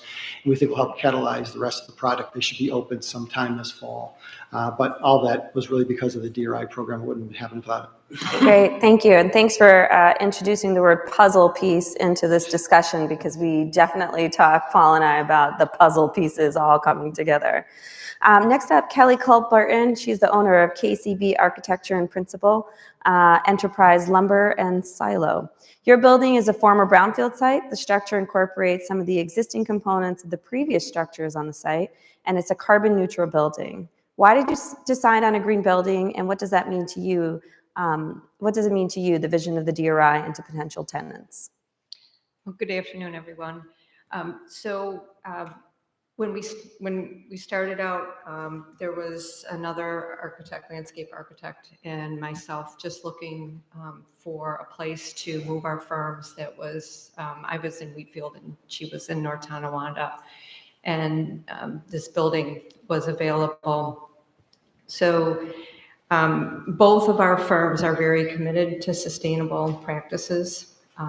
And so we were looking to have something that would be a reflection of what we do on a daily basis. And with the disintegration of the building shell, there wasn't enough there to go after historic tax credits. So we decided to keep the original design of the building, but then introduce 21st technologies into the building system. So we started down that path, and really what the DRI enabled us to do, and as Mayor Tylek mentioned, that we have multiple sources of funding. And so we were able to get to the building to a certain level, but then the DRI enabled us to have, we have a green roof, we have geothermal, we now have solar, and we're going to have EV stations. So it was really critical to propel this project to a next level, and really a very high level of design and engineering. So hopefully what that does is that it starts to raise the bar in our area, and again, contribute to the quality of the neighborhood and the community. So we're looking to move in June, and our building has, we have geothermal, we have a green roof, we have solar both on the roof, and then we have a parking shade structure that we were put panels on. And that end of the city did not have any storm sewers. So we're doing all on-site stormwater management, which really is, we just check so many boxes of sustainability. And then also with the DRI, it enabled us to go to, we have a SIP panel system with a double wall. So our exterior walls are an R50 and our roof is an R70.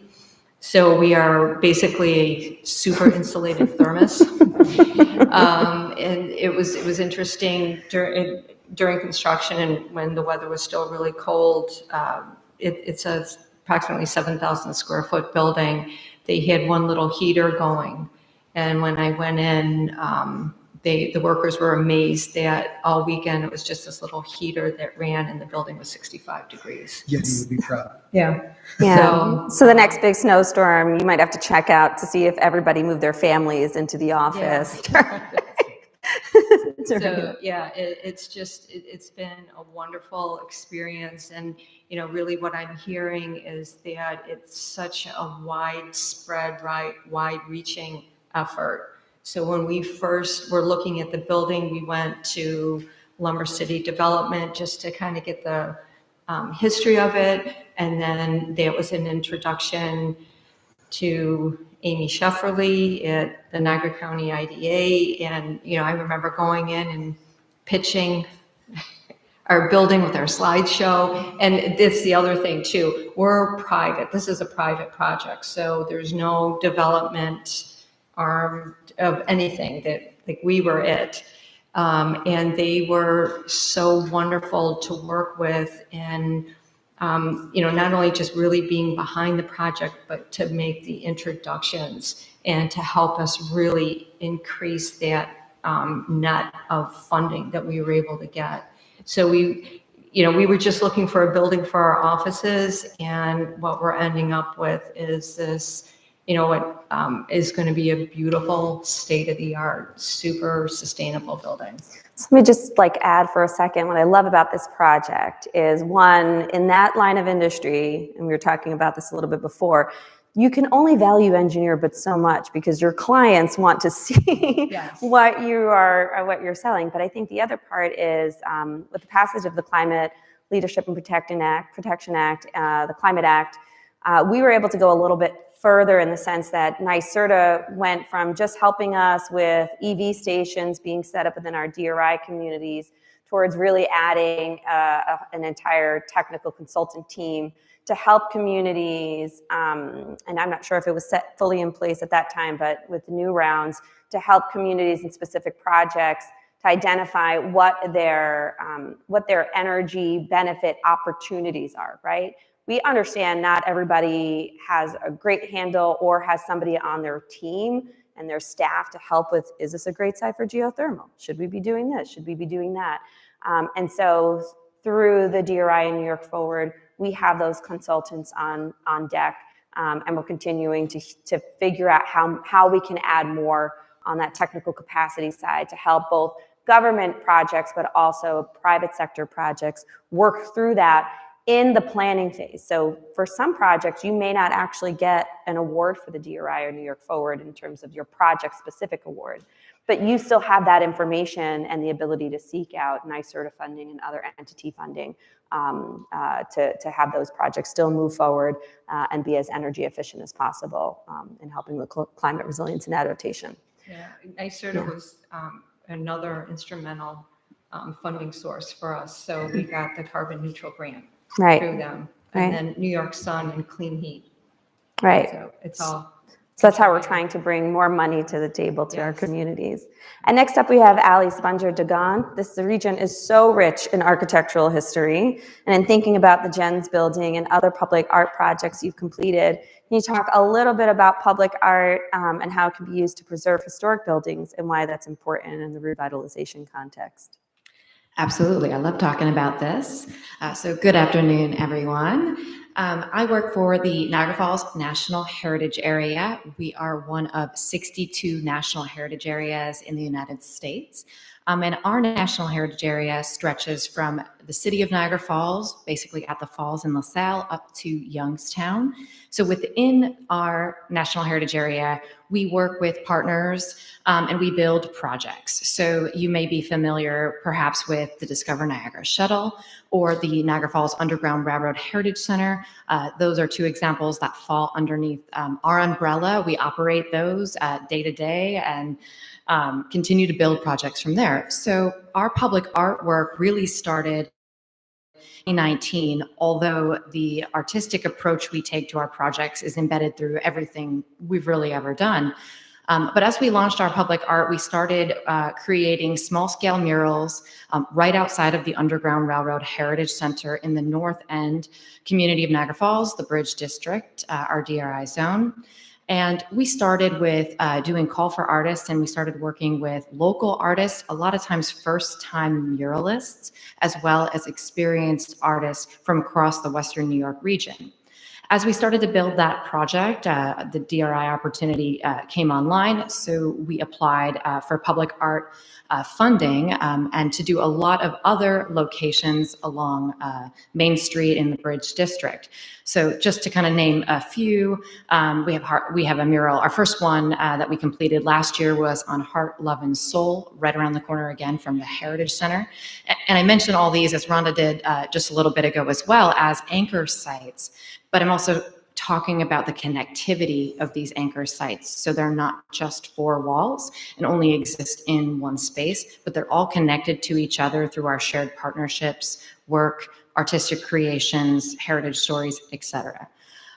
So also to speak to the Jens building, also very specifically, many of you may be familiar with the Jens building. I was just talking with Kelly before we started, and she has memories of going there in its heyday. And the Jens building was a department store. It was the anchor of the commercial district in the north end of Niagara Falls from about 1916. It had a couple locations before that, all the way through until the early 90s when it closed, along with many other, almost all of the businesses in that commercial district. And so really since, our city and our community has been trying to find ways to revitalize that neighborhood, that area, and public art is often first at the table. Artists are creative. They're creatives. They're used to very often working with not a lot of resources. Sometimes efforts can be all volunteer led. And in a lot of ways, we did start with a New York State Health Foundation grant in 2019. So we were able to kind of really leverage that to build more funding to move into the DRI.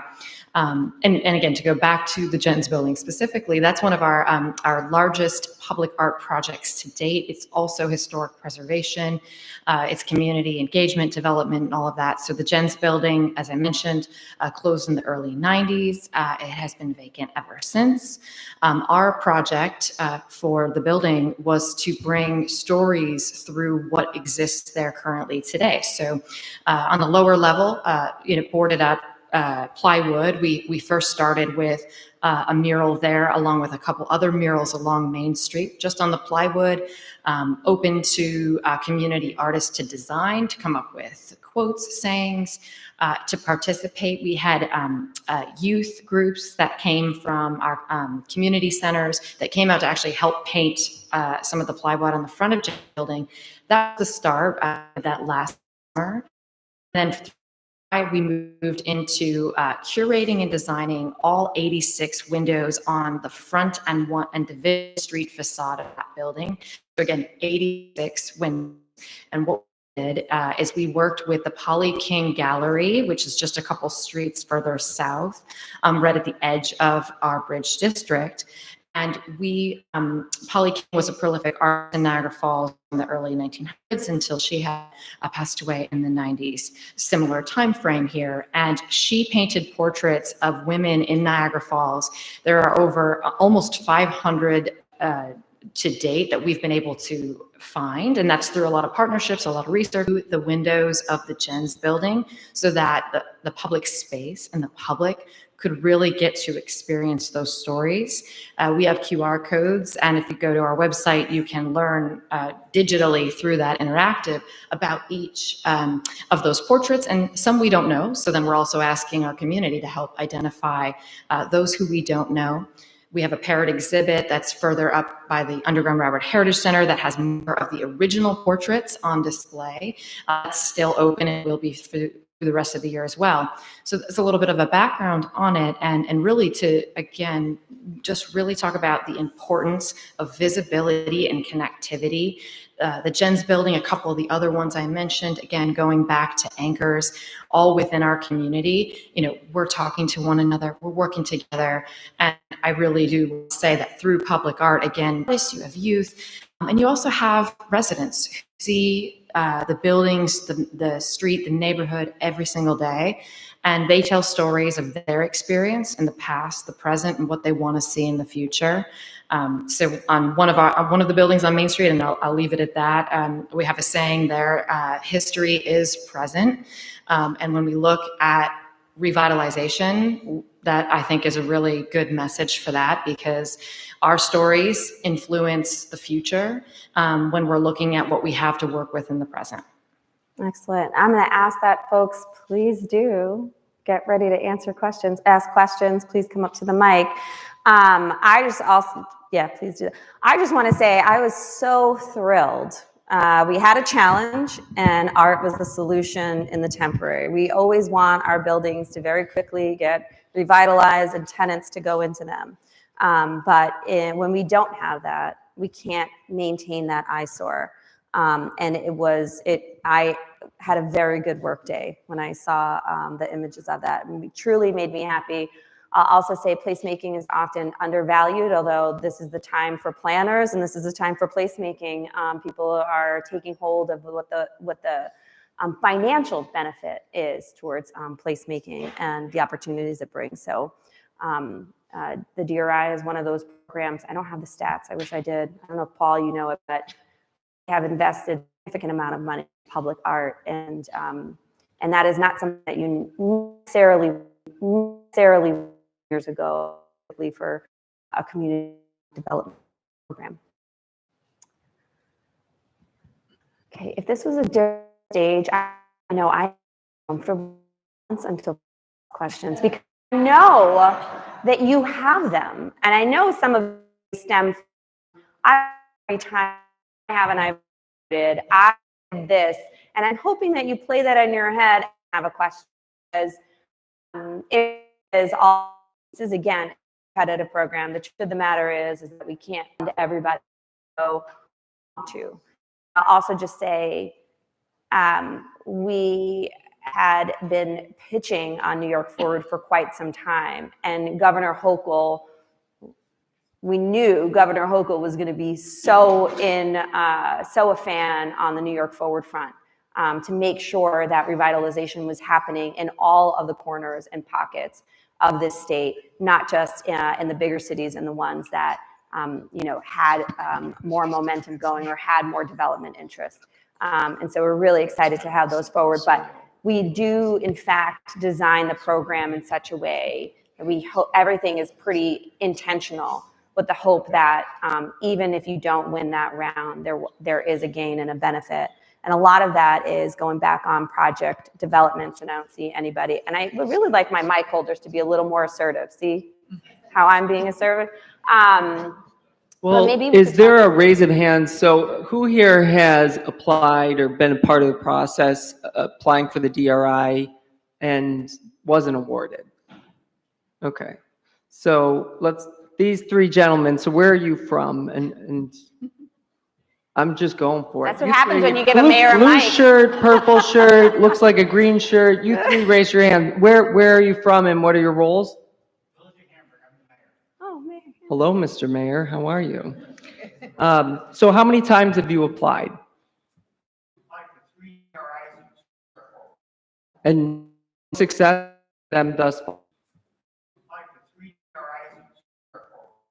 And success them thus far? Not yet. Love that, right? So may I ask though, with this process, so who's submitting them? Do you have a development agency? Do you hire engineers as a third party? Do you have internal engineers, planners? We work with planners, but it's been There you go. That's okay. We've worked with some planners to assist us with this. We think we've fine-tuned our presentation. With cautious optimism, we will not give up until we think the squeaky wheel may get the grease. But we've learned from our process, and I think that we're poised to reapply. So you have followed up conversations. That's crucial. We had help with critique over what we presented and how we could do better, or what part of our our proposal would have been in better light, or how we could have had different partnerships. So we've learned. Okay. And what about, there were a couple of hands in the back too. I mean, this is what it's supposed to be about, is a brainstorm, Yeah. right? Because, Yeah, no, our go MC for it. today Do it. basically said, you're probably here, where's my check? I mean, that's what it comes down to. What are we doing wrong? And, everyone is different. That's why this is a tough discussion, and why dialogue is important. And do you say you're the mayor from Youngstown, or a representative from Youngstown? Very ambiguous. I love that. Who also raised We their have a hand in the mic. back? We have a mic in hand. Mr. Mayor White. I've got a microphone. I'm Mayor White from the city of Tonawanda. I just want to say that thank the Department of State and New York Forward. We received our $10 million grant this year, actually in just a recent one that was given. And I actually rescinded it the first year. My first year as mayor in 2022, I rescinded it. And the reason why, I mean, we sat down for many months putting this together, and I couldn't find private contractor to come in. It's a huge factor. I mean, why would the state give me 10 million if I can't find a private industry to come in and spend $1? And that was a big question that we asked ourselves. And what we did is we got together the next year after rescinding it, which I took a lot of heat in social media. Oh my God, the mayor rescinded it. How can he do that?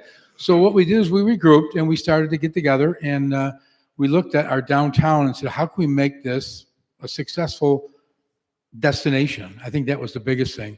Right now, we're a drive-through to Niagara Falls, which is one of the big wonders of the world. So they're driving through our city. So how do we make it a destination? And that's what we did. We got together and put a lot of ideas. We don't have a event center.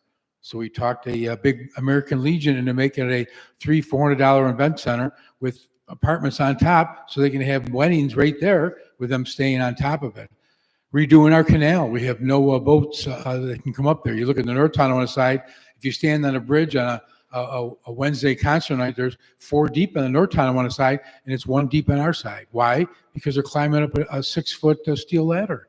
Just a lot of things. We looked at our downtown footprint and said, what can we do to make it comfortable for people to come here? And we got apartments, we got condos, we got really great ideas coming down to our city. And with this $10 million, we can assist business people into making this happen. Where they can eat breakfast, where they can eat lunch, where they can eat dinner. That's what's going to bring the restaurants in. That's where people are going to want to spend money. So we got some good ideas, and we got it. And now we got to make it happen. We got to spend the money smartly. And that's why we're working very hard with our LDC, our Local Development Corporation. We've got a great comp plan. And yes, we did take about 2 projects right off our comp plan. So it is a networking of a lot of things coming together to make it happen. And we want to thank the New York Forward for assisting us, because without it, we would have just be visionaries. That's how we would be. And now we can make it happen. So thank you to New York Forward for making it happen. One thing that, yeah.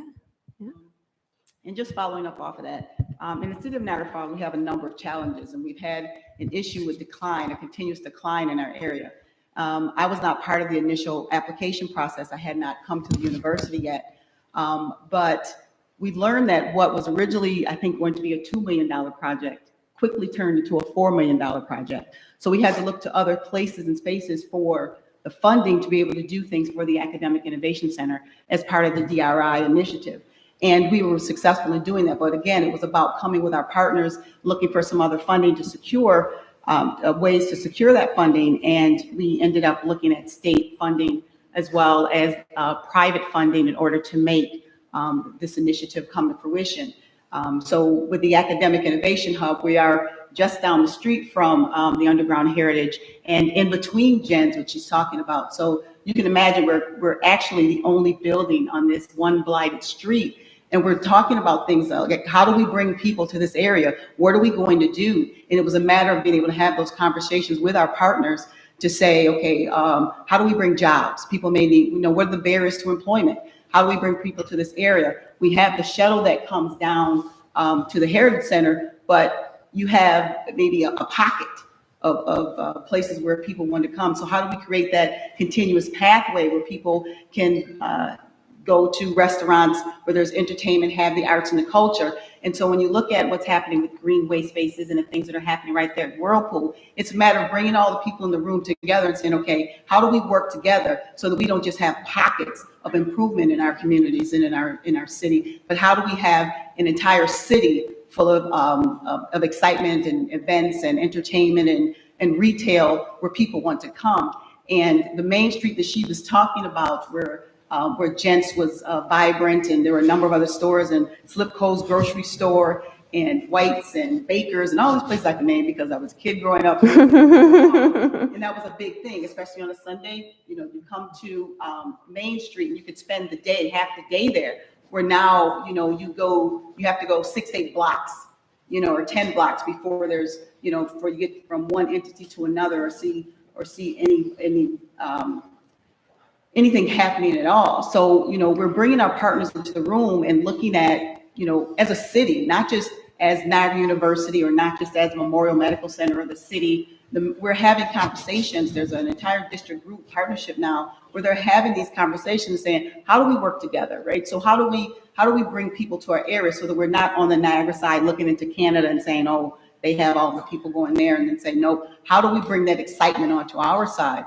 Our trails, people are more into nature, and we're looking at our state parks and saying, okay, how do we make those trails go from 3rd Street and bring them all down to the Heritage Center? So that way, when people are on this Discovery Shuttle, they're stopping at a number of places. They're stopping at DiCamillo's to get the bread and understanding the history of how this bakery got to stay into existence over 100 years, right? They're stopping into some of the areas that we've now repurposed, the Academic Innovation Center being that place that's being repurposed. So it was originally it was First Congregational Church, and now we're repurposing that and turning that into an Academic Innovation Center, where we're going to be bringing people into that space, our community members into that space, our faculty into that space, and making it a living, learning lab for our students. But more importantly, looking at and researching what are some of the challenges we have, and look at those challenges as opportunities to make change. And so when we talk about this systemic change, we have to first look at our dark past and look at where we made the mistakes, to be ensured that we can have a bright future by not making those mistakes again, and making sure the people that were left out initially are at the table and involved, and we hear the input, because those are going to be the people that are going to be in these places when we have these multi-use buildings. We want them in those buildings. We want our students that are now, in their programs right now, that are going to eventually become these professionals when they graduate. We want them to become residents. We want them to be employed in our city and in our spaces. And we want to be able to continue to grow, but make that growth sustainable, right? And we have to do that by having these conversations to say, well, where did we go wrong? And also to look at how do we leverage our resources, right? How do we work together to make sure we can move forward? Yeah, and so one of the things that Rhonda is the question that she's triggering that you should be asking is, how do I identify the right DRI area, right? For those of you who have applied several times around, is your DRI area so broad that you don't actually have the organizations to convene, that you don't actually have the demand for? Should it be really large, or should it be small? And I think that that's probably one area for repeat applicants, that you should really be questioning the teams up here about how you leverage those partnerships and leverage activity best suited to demonstrate a DRI area that can actually move quickly with confidence and bring in some projects you didn't quite think of that will come up as part of the DRI process, but is really helping pockets of the community that maybe you didn't quite touch upon, which is how we end up catching up on other folks. I think the thing is, like, what are the questions you should be asking? But I will say, how you define your DRI area for your application is a real critical one that these folks might be able to help you with. Also, in terms of lessons learned. Maybe they didn't do it right the first time, but they went through it and have some growing pains as a part of that. Keisha, if I might add, so in addition to our product, I probably sat on 3 or 4 DRI committees and committees that were trying to apply for DRI funds. And I think the second part of what you just said, the next point to consider is, especially for DRI applications, are going to be kind of like project focused, like real estate project focused, is that balance between having a product that's an idea versus a product that's real. It can't be like ready to go because there's too much of a timeline typically waiting to get things in order. But I know with some of the applications I worked on, the concern I had, and I think it proved out to be real, I don't have the special sauce, I'm not sure there is one, but that the projects that were kind of introduced as the centerpiece of the application were really nothing more than ideas. And I think if I'm reviewing that application from the other side, even though I'm not in that position, there's concern. It's, well, if we award this grant here, are these projects or the centerpiece projects really going to happen? Are they ready to happen? So now they can't be ready to go because, like I said, there's too much of an if come there. But there's that art and science part of like, what's the balance point between a product that's real enough to be considered and to give an application credibility. I know that was some of the things that we talked about a lot in the committees that I was on. Mm-hmm.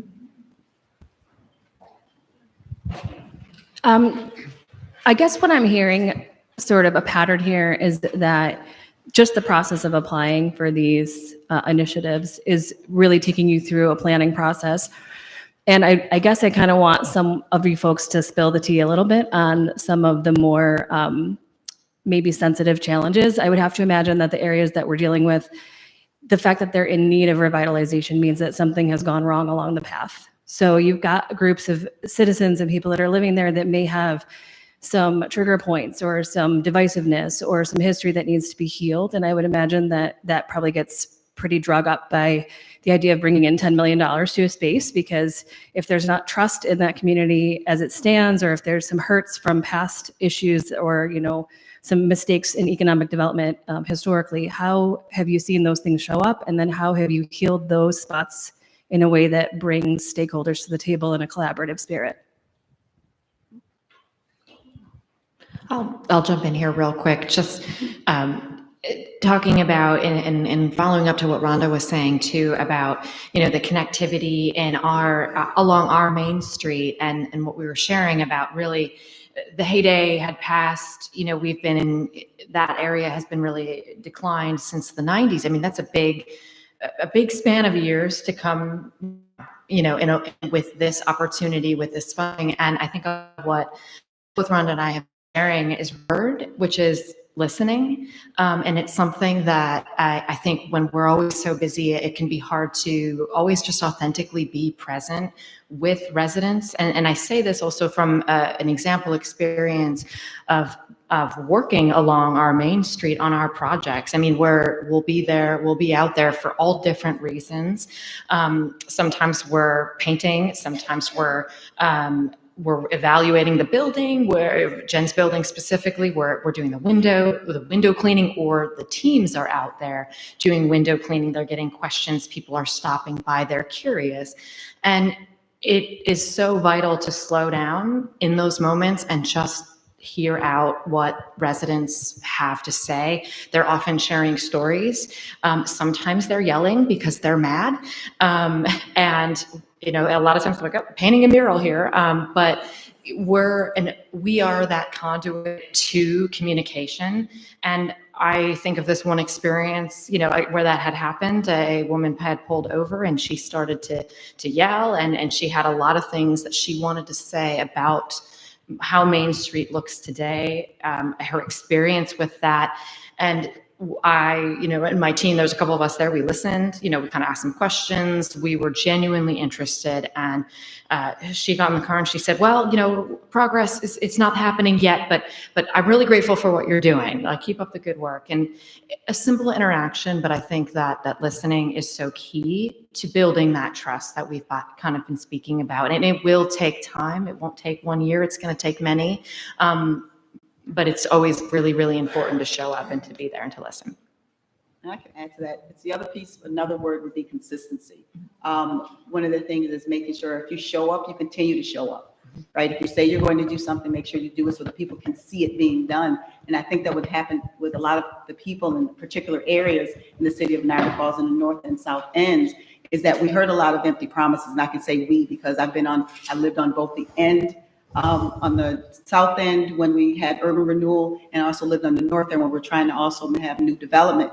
And so an understanding that people carry that pain and that hurt, and they don't easily forget if they've been displaced. They don't easily forget if a project was started and never ended, because they're affected, because they continue, because they're the constant.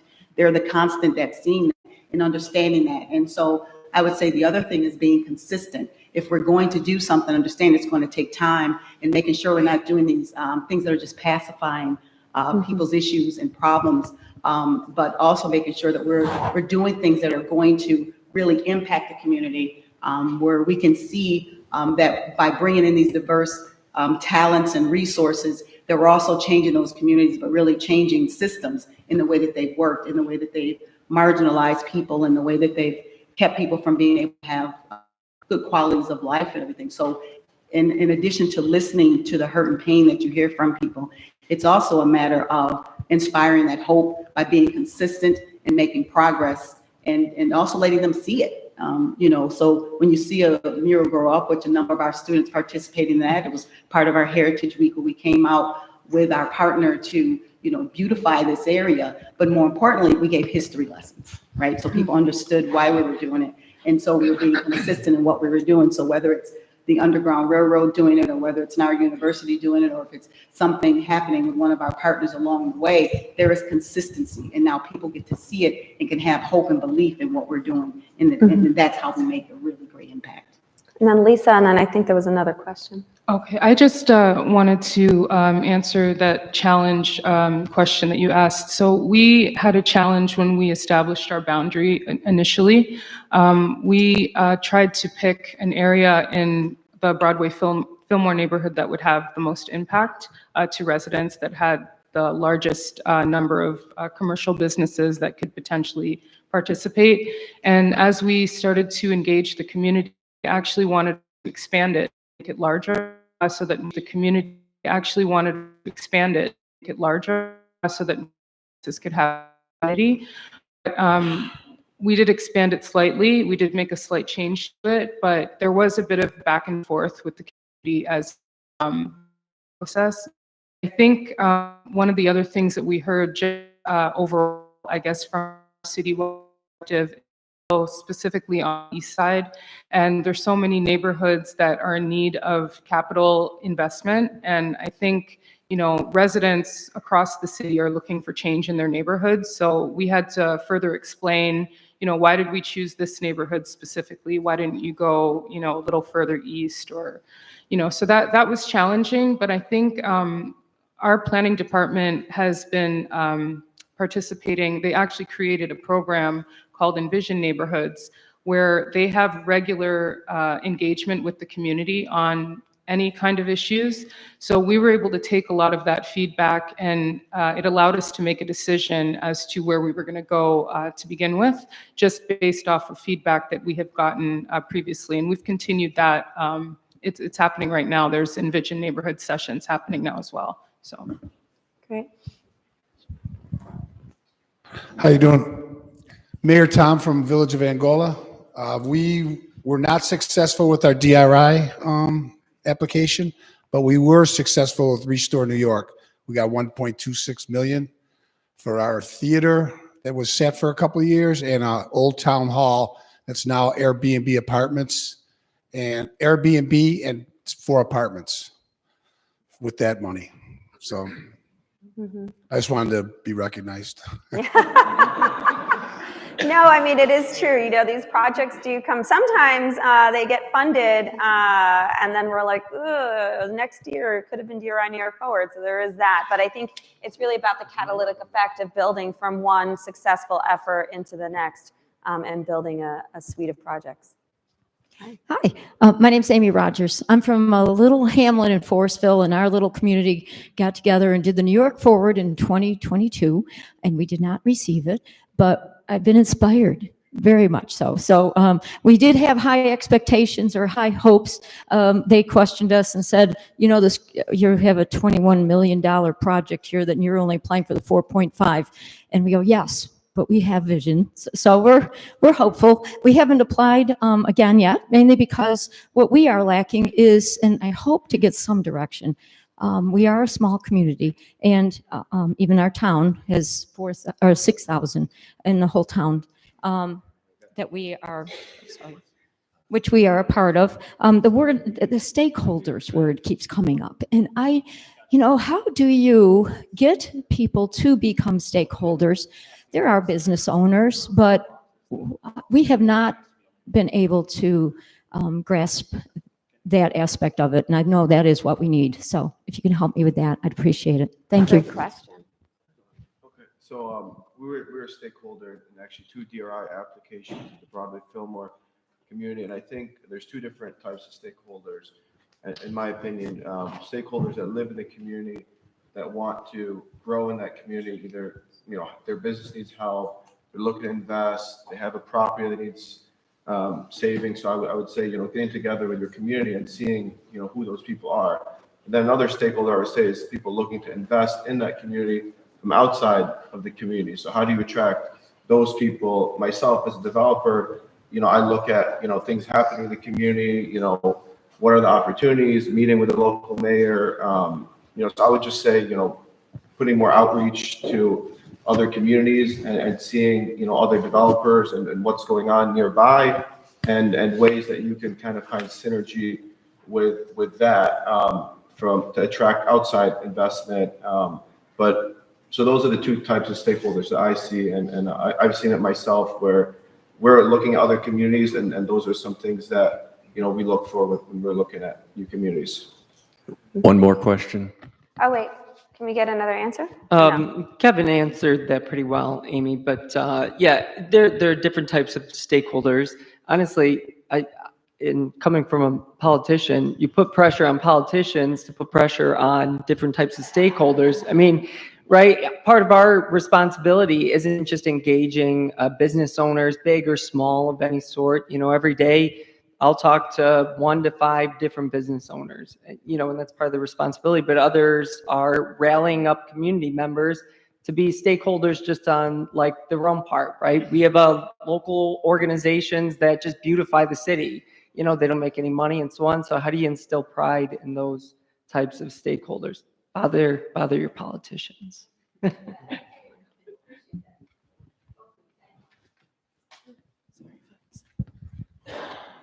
Hello. For the city of Buffalo, how many DRIs have been distributed through the city over the 7 draws? Just the one. So round 5 we applied for, and we received $10 million for the Broadway Fillmore neighborhood. So this is round 5 is the first time the city participated? I don't know if they participated previously and weren't awarded. I've only been at the city for 4 years, so in my time here, this is the only one that we applied for. Oh, I think they applied one more time before that. I think that's right.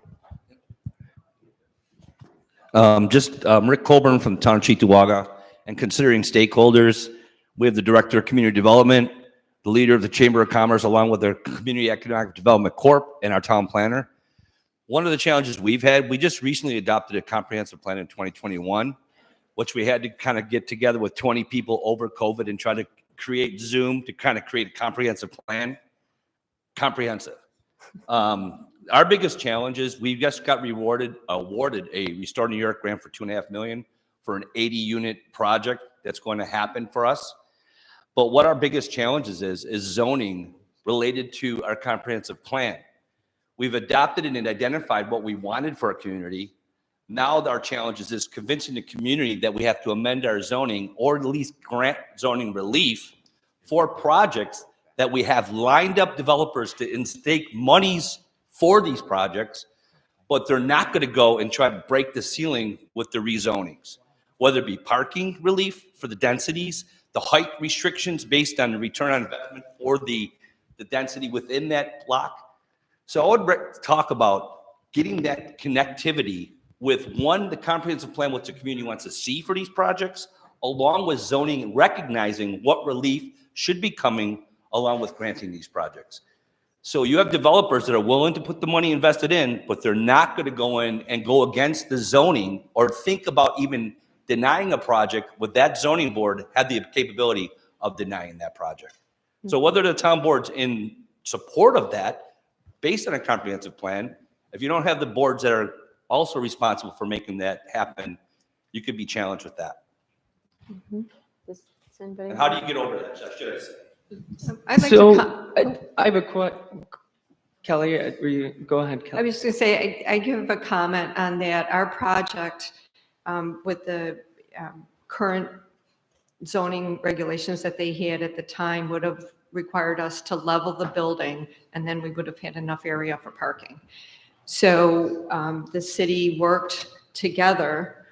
So their planning and zoning departments worked together. We applied for a variance, and for parking was one and green space was the other. So, you know, it's getting those departments within your municipality to work together for that common goal and realize that, you know, especially in some very dense areas, there's going to have to be some modifications or, you know, acceptance of variances, approval of variances for projects to move ahead.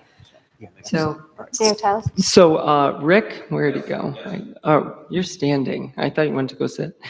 So are you a representative from Cheektowaga? I'm the supervising code enforcement officer. Supervising code enforcement officer. So I guess I have a couple questions in the sense of, so you have your comprehensive plan update, you have recommendations for your zoning or rezoning of areas, right?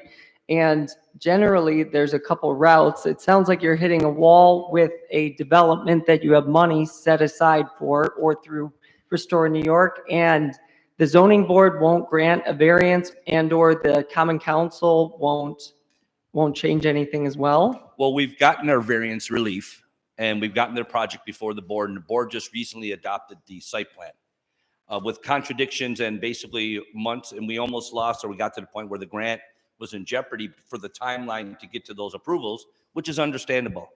The problem I'm having, or at least the conversation I'm having, when the town people go to the zoning board and want denials of the relief of the variances related to projects, as you know, we shouldn't be violating our zoning. We shouldn't be rewriting our variances for zoning, which is kind of something that's in the place to restrict development or control development. How do you get that zoning board to almost understand they must grant relief? Part of the responsibility of these projects to work collaboratively with that, when you really don't have the ability to go and lobby or sway an opinion of a board that must grant relief for projects to come to fruition. Well, it's the double-edged sword there. You have people, every municipality has people that come in and complain about a subdivision or some development or some variance and whatnot, but it's like Yelp reviews, right? They're usually negative. You know, 9 out of 10 could love the restaurant, but that 1 out of 10, they're the ones complaining. You got to get the 9 out of 10 to come and do the same thing, be pro-development, reason with people, and so on. And you need a smart zoning board with people that know that what they're talking about. You need diverse planning and zoning boards. I mean, that was critical in my administration, is making sure, one, so we don't get sued, and two, that community members are educated and happy with the decisions that they make. But again, you're never going to make everyone happy. So Yeah. Understanding. And I'll just add, I think it's just an unfortunate timing piece, which is why comprehensive plans need to immediately be followed up with the rezoning effort. And because it was done virtually through COVID, you probably picked up some people that normally wouldn't have participated in person, and maybe they dropped out now that things have shifted back over and there's a little bit of a forget. Part of it might just be reminding people why they wanted to change the comprehensive plan to begin with, and really focusing more on community engagement around that effort and what the vision was setting out to do and what's needed in order to pave that pathway. I think it was an unfortunate timing situation. I would where it's agree, because the disjointed. interesting thing about the city of Buffalo kind of somewhat waiving their parking requirements, you had parking requirements when cars weren't around. You had zoning written to now create an auto-centric kind of mindset in 92 to kind of capture what has happened in the 60s, 70s, and 80s with the transition into the suburbs. The density is so great now, there's no chance with the parking requirements that have been written into a zoning law with the auto-centric model into a day we're trying to rehab into a completely dense community that was built without automobiles, which is everybody's typical It is issue a in large urban centers. statewide, nationwide issue. I will say through our smart growth funds, we do put out money to help communities with rezonings. If the comprehensive plan is already done, then the rezoning, and I would encourage the community to apply and find the right co-design centric support systems to do community engagement around that particular effort. I'm going to get the hook. I think what folks want. Oh, yeah, go ahead. Is my mic on? Yeah. Hi. I felt the It's a very quick question. We're in a very small town. I mean, other ones said they're small towns, but we have 560 people in our town. And one of the resistance that we're getting is saying, oh, we're too small to go for the board and bother. So do you have any insight into how we can answer that question and bring people on board? Because we really, every town behind and participating, it can't be something that a handful of us take on. I would recommend to you that you talk to each 560 people. You probably, but I would recommend to you that you reach out to them from the standpoint of what would you do with the money, and why not us? What does it cost us to apply? And guess what? Even if we don't get the big number, some money's going to fall out somewhere. This will work to our benefit. That would be my suggestion to you, is reach out to them individually, play to their, not individually, reach out to them in small groups, however you do that. But play to their interest, play to their greed, if that's the right term. But, and I would very strongly, because it sounds like this is an effort, it's going to be an effort. Trust me, it's going to be an effort to put this application together. But once it's done, you'll have learned a whole lot about your community. I mean, there used to be a bowling alley at that building. And there was, when the rich people owned the newspaper, there's an apartment up there that hasn't been touched. People in the community learned a lot about a lot of the community as a result of going through the effort. Good things will come from just the effort, whether or not you get the award.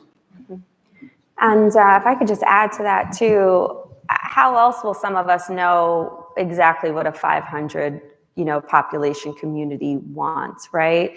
We have our partner agencies as a part of this effort because it really is our opportunity to learn and to hear. And specifically with New York Forward, we have technical assistance opportunities that we didn't have before, right? So there were resources that are set aside specifically to help with some one-on-one technical assistance on preparing the application, but also on what are these things? How can this help? What are the other programs? And sometimes it can feel like a fire hose of information for smaller communities, but it's also like a fire hose in some sense for us to hear throughout the state what some of the communities are looking to do. That gives us also an opportunity to say, there's this community that you kind of remind me of. Maybe you should talk with their mayor, and there's a developer who really loves small towns like this and is doing something pretty cool. Maybe you should talk with them or talk to the mayor and figure out how they got there. So there's like this value add. Look, at the end of the day, we're not only public servants at the Department of State, but we're also planners.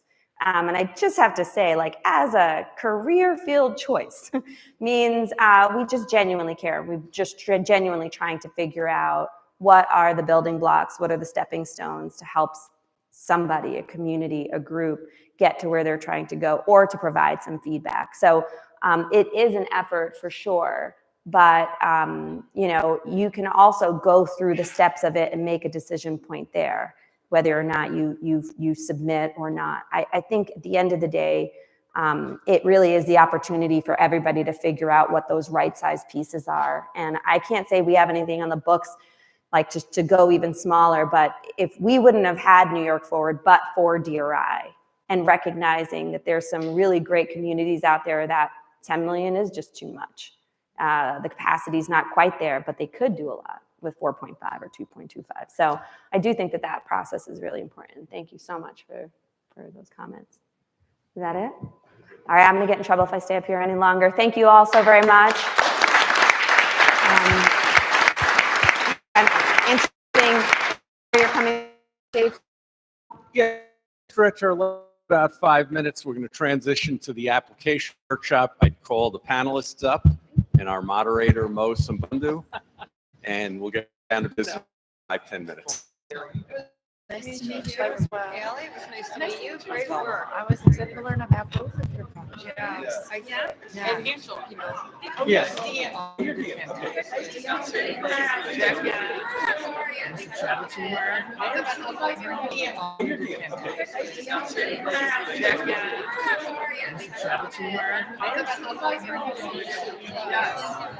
It's to keep our name tag. He goes right by me. All you have to do is turn off the screen.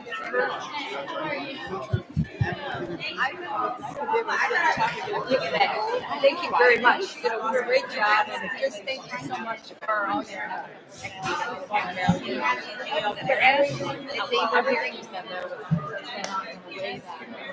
I thought you can go. You can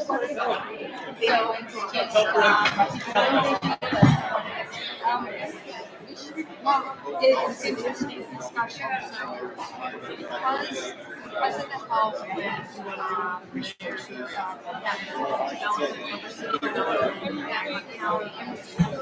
we got money for our process. You know,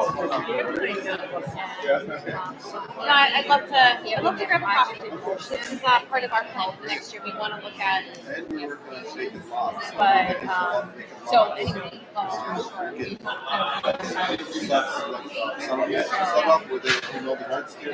worry, it's been a long haul. So I think that's another like 500 years, something of that scale. We need the capital, but I've been private. I think we want to I'll send you an email. How about you? Take care. I would love to see. Oh yeah, anytime. It's almost next month. Oh, okay. Yeah, really excited. It's interesting that my project Do it again this year, but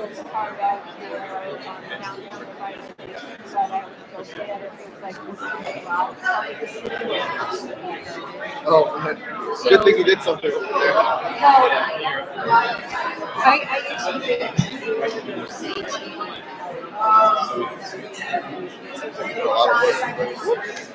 A lot of money. You have more time? Yeah,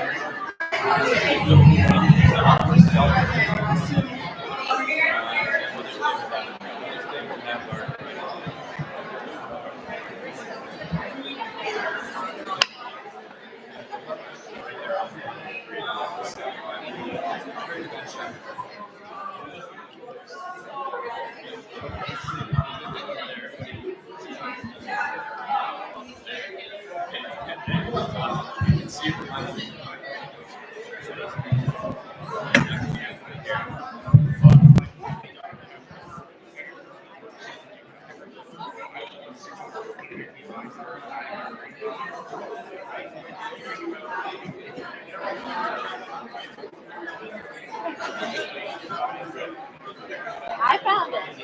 There we go. Everybody down.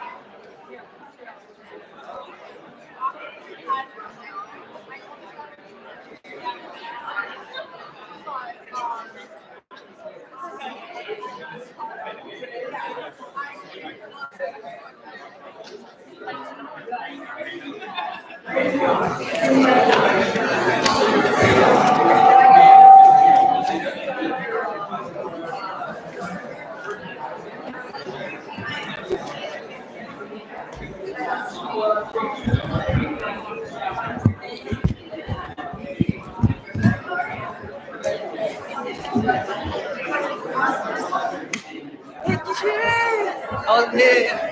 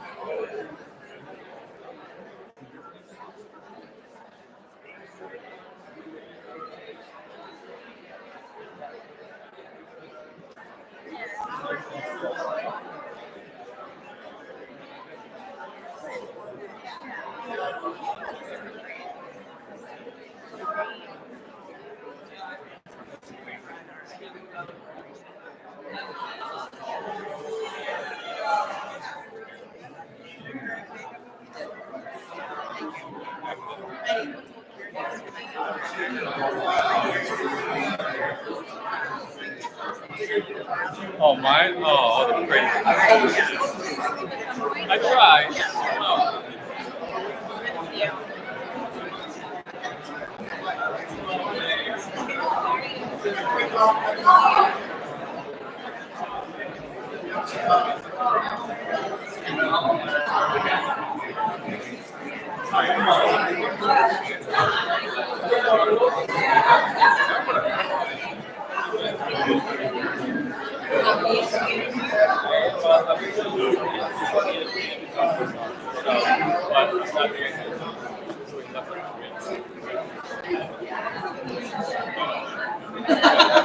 Keeping it simple. Hey, folks, please start making your way to your seat. We're going to be starting shortly.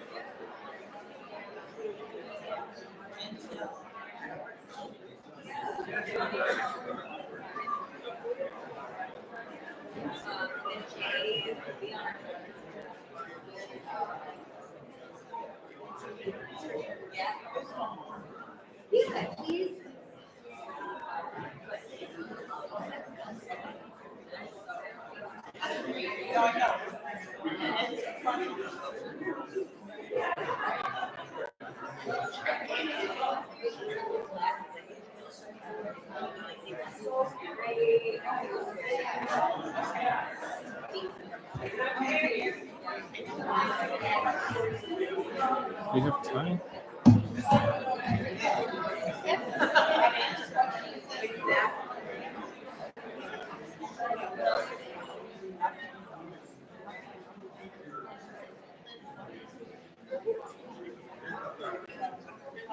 Okay, it's Paul.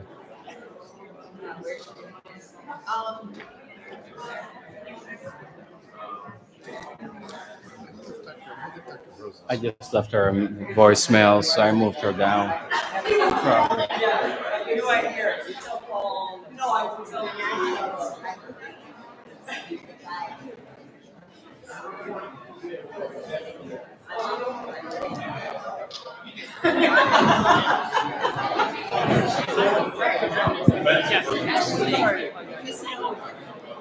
I called. I don't know where she is. I know she said she had worked. She was at ECC, is it? Yeah. Yeah, that's you. I know. I'm just gonna believe it. All right. How you doing? Okay, where's Paul?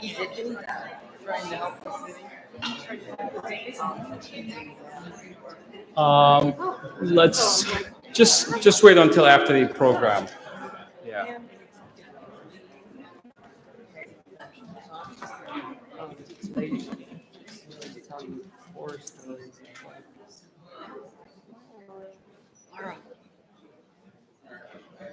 But,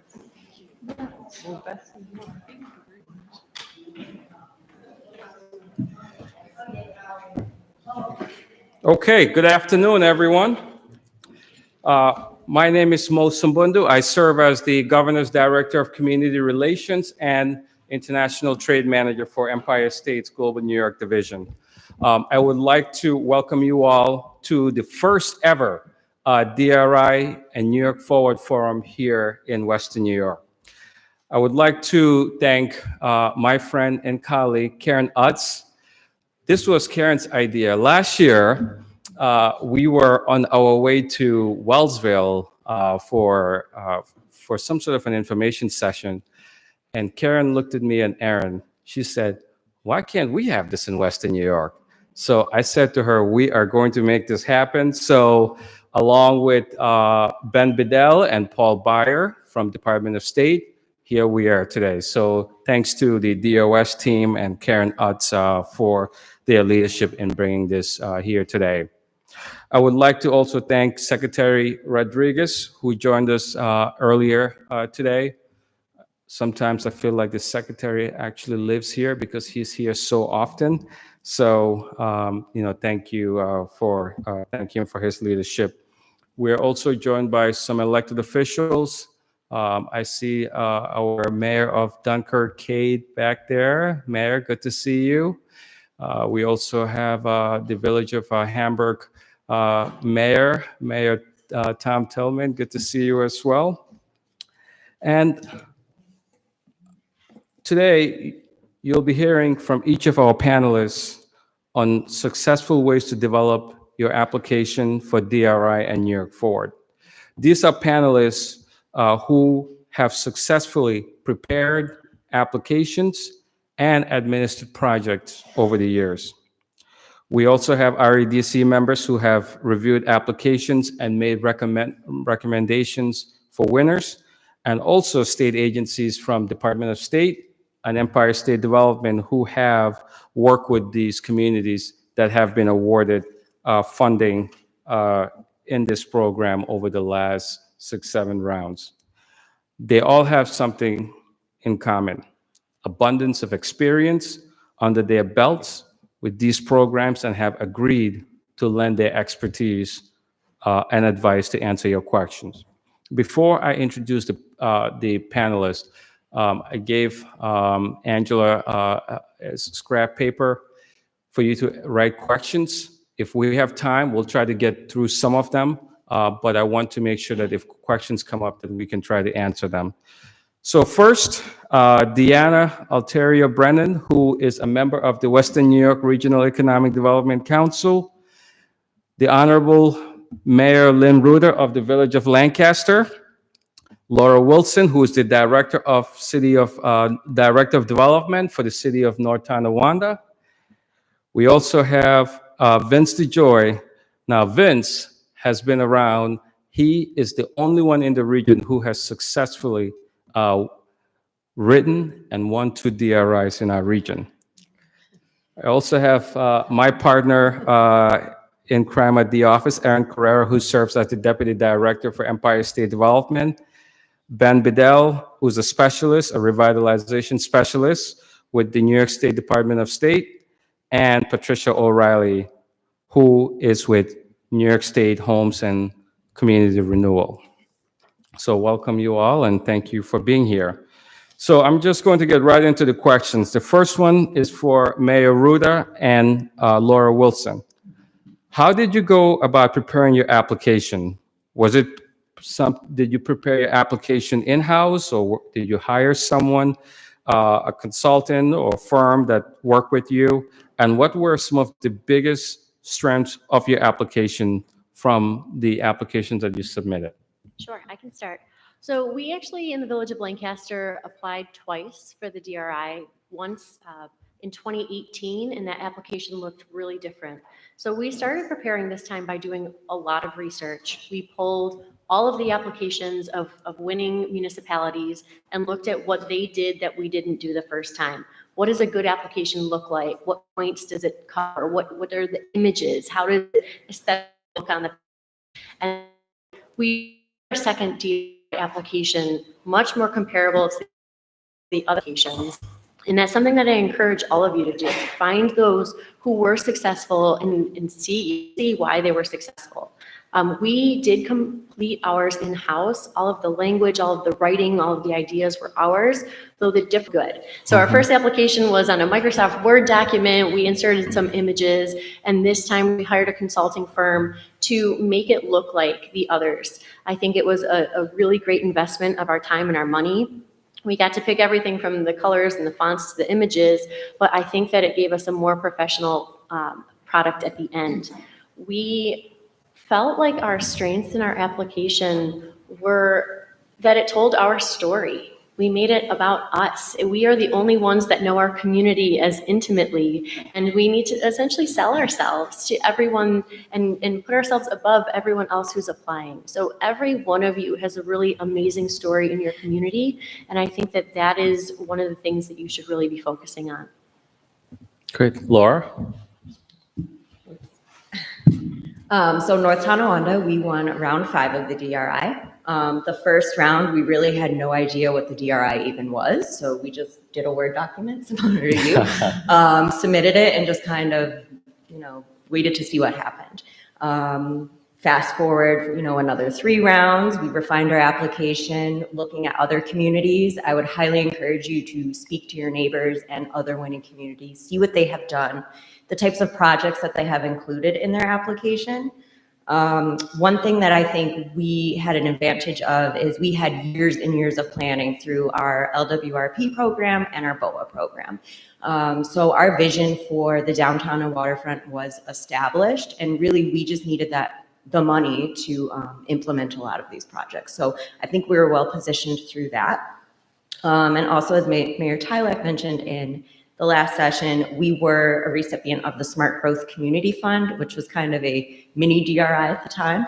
That was $2.5 million that we got for some streetscape enhancements, some improvements down at Gateway Harbor, and that really just helped set the stage again, demonstrate to the state, hey, we're ready to spend $10 million and, be a good steward of these funds. Our application was completely done in-house. It kind of evolved over the years. I think it was our 3rd or 4th round. We did partner with the city of Tonawanda, and we thought that would be a great application, but we were unsuccessful. But the good news is that the city of Tonawanda has won the last round, so it will be, our projects will be leveraging theirs greatly. And we did not use a consulting firm at all. We did have a marketing person just kind of, make it a really nice application just to share a story. And if there's one piece of advice that I would, tell everybody to focus on, it's, focus on your existing assets. Do you have a waterfront? Do you have a successful downtown? Do you have a big employer, a university? All of these things in your community are ingredients for a successful DRI. Thank you, Laura. That's great. To Laura and Mayor Ruda, did you form a committee in your municipalities to help you with putting the information together, collecting data to include in your application?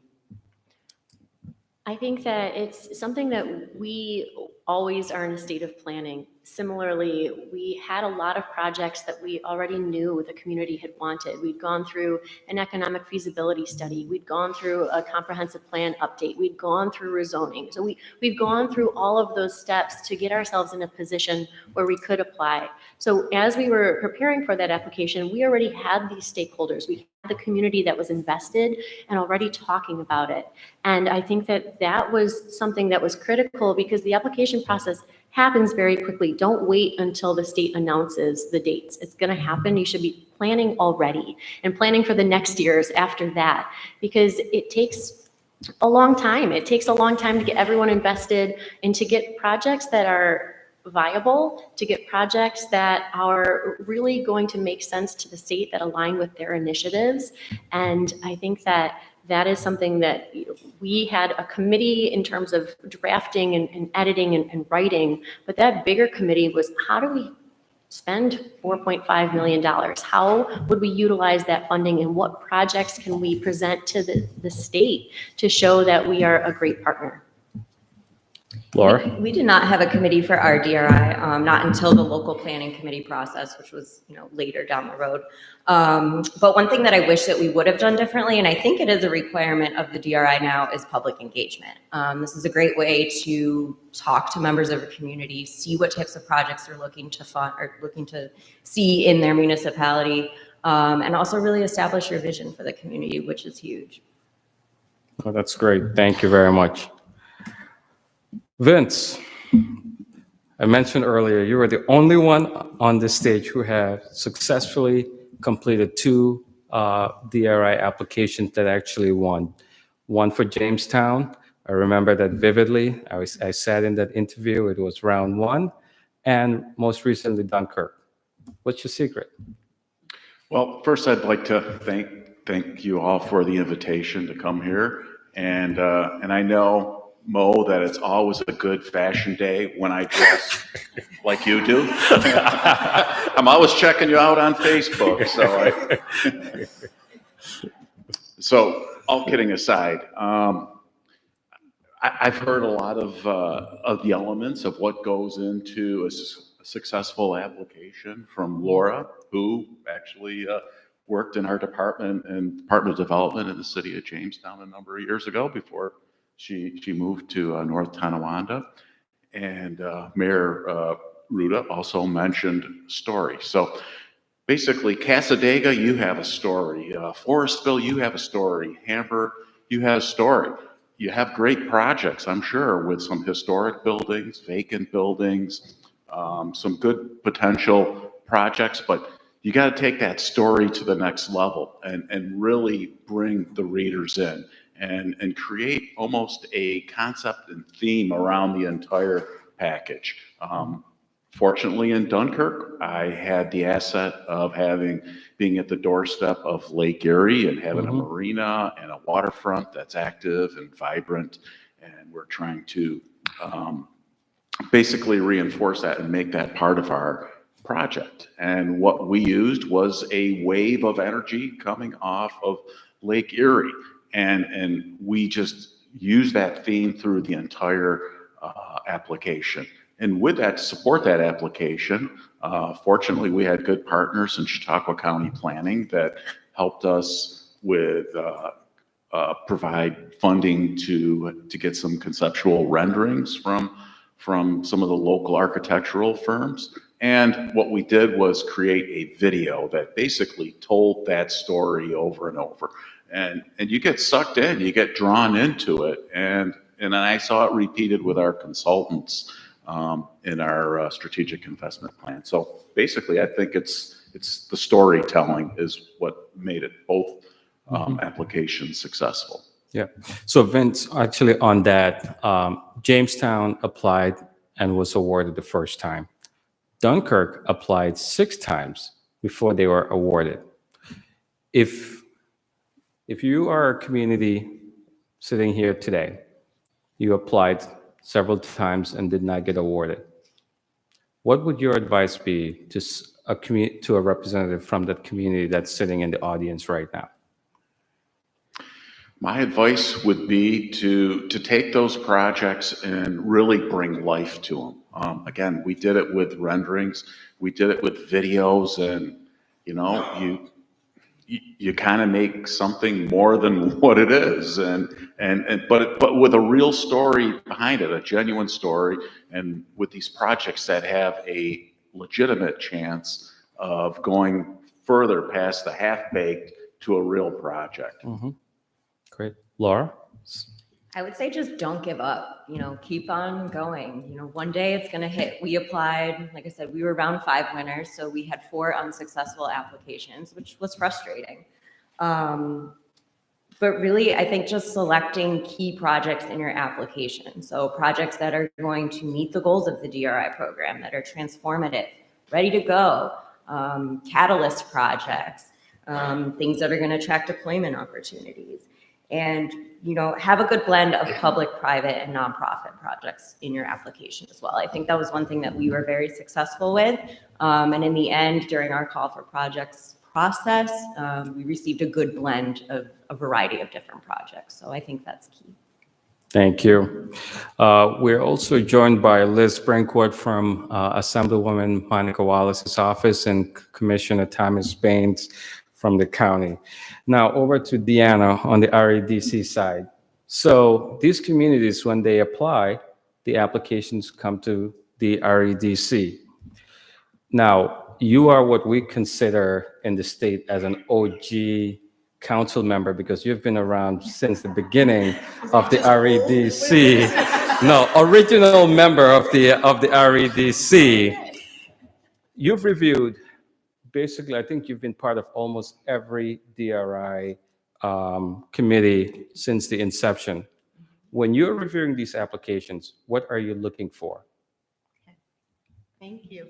I really think it's important. I think Laura has said so many of the different aspects of what a great application is. First and foremost, really give us a lot of good information, organize your information. Oftentimes, some applications come in and we just don't have enough. We can't really see where is your community going, with the projects that you've identified. We want to see, Laura just said, the public, private, and not-for-profit use within your application. We'd like to see, I know we hear shovel-ready all the time, but can these projects be moved forward within 3-5 years? We want to make sure that, if we're going to be able to put this money into that community, do you have the capacity to really set forth and take those projects, from that early stage and see them finished? I just think it's really, really important to do that. And not every community is going to have an economic development team, which is unfortunate because, that really helps when you're putting these together. But I think if you can put a good team together to help you implement and see these projects forward, it would greatly help. That's great. So Deanna, the REDC, I think in Western New York, during the last round, we received, I think over the last couple of years, our average has been anywhere from 12 to about 18. Can you talk about the importance of the presentation when they come to meet with the REDC, how important it is to provide detailed information in their presentation to the council? Sure. It's vital. I can't say anything more than that, really. It really gives the members who are reviewing your application, obviously the time to engage with you and ask questions if there are some things that we didn't see in the application, but they're probably there. We just, they weren't included at that point. And it also kind of showed just how ready are you? Good kind of showed just how ready are you?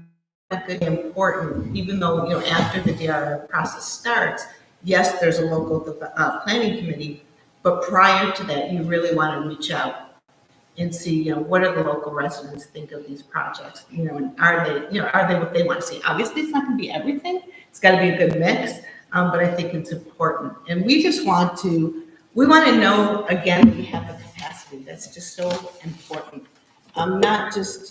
We don't want to see all these projects in the preliminary stages because that normally means they might not move forward in that 3 to 5 year mark. So as organized that you can be, I think is important. Thank you. Ben, Deanna mentioned capacity, and I'm so glad you mentioned that because that's such a big part of this. Ben, can you talk about just the importance of demonstrating capacity by the municipalities and what DOS does that is now new in terms of the pre-application process before they even come in with the letters of intent? Yeah, so there's a couple of things we're really speaking to, I think, with that capacity question. One is the capacity of the local community to prepare the application. And we're here to assist you up until the point that that application window opens with providing you with the guidance that you need to put together a compelling narrative and a competitive application. That's one thing that we're doing to try to support communities. We also provide some consulting assistance from time to time to assist in answering questions that you may have and to help you develop the ideas for your application.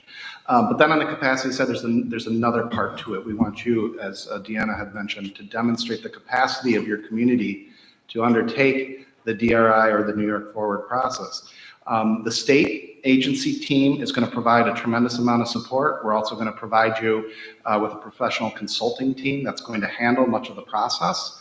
But you need to demonstrate that you can facilitate meetings that you can provide the team with the plans and the data they need to analyze existing conditions.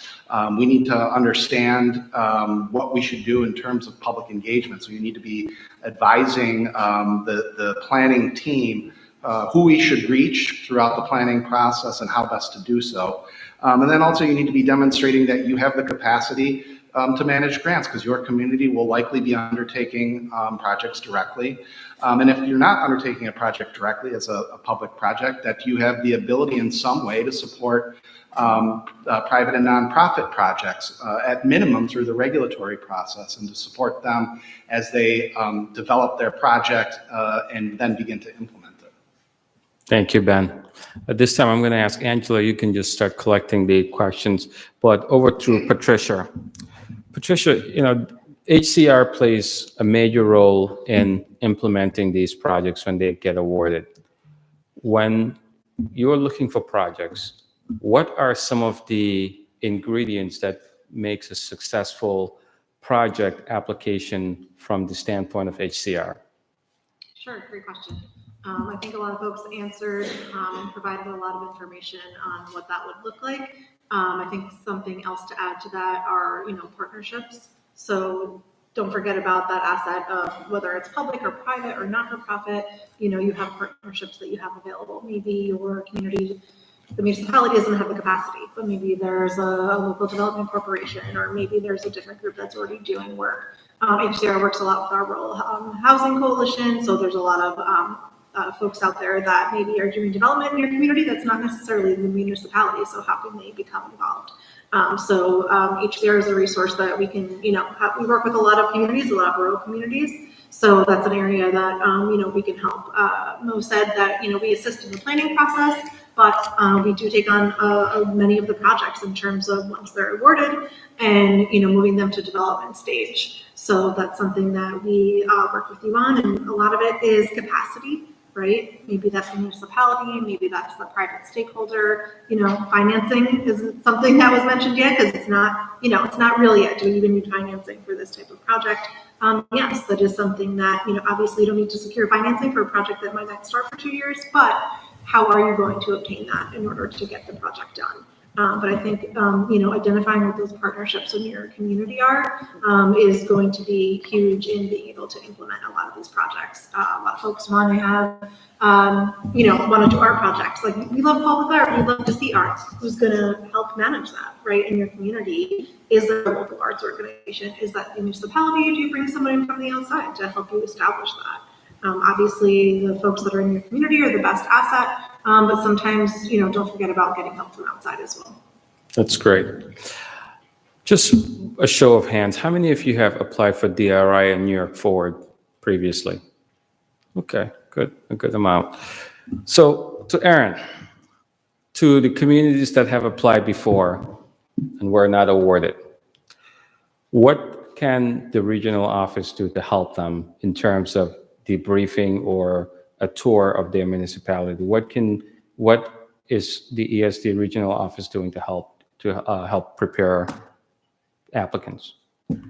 Sure. First, I want to say Laura was reading off my paper because she kept saying all the things that I already had in there. No, that's how you know she won, because, So, first of all, please call us for a debriefing. If you don't do that, you don't know why you didn't win. And, we, coupled with Department of State, Ben and I are always on the call, and we'll walk you through it. We want to see varied project profiles, okay? We don't want to see just public projects. That's great that you want your sidewalks fixed, but that's not transformational. That's not going to win you the money. We want to see private projects. We want to see public projects. We want to see nonprofit projects. For private projects, we don't just want to see a new roof, right? We want to see restoration of a building, a reuse. These have to be transformational, a catalyst, project readiness, the funding. Ideas are great, but there needs to be, some sort of proof or, action towards compiling a capital stack, right? Like, you can't just come in for 100% and think that that's, you know, that's going to happen. Talking to, you know, possible applicants before, like Mayor Rudolph said, you know, as soon as you find out that you don't win, you should just begin the work for the next round, because it really takes that long, I think, to put together, you know, a successful application.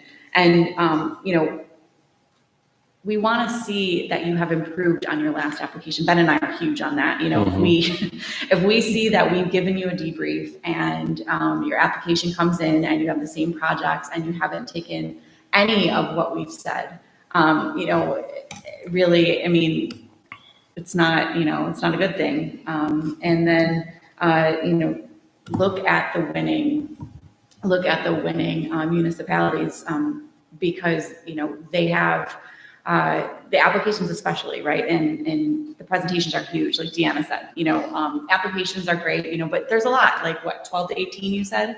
So that's a lot of reading, you know, and when it comes time for the actual presentation, it's a long day. It's a long day. Usually it's 2 days, right? And so you need to be presenting and leaving the council with something that they're going to remember.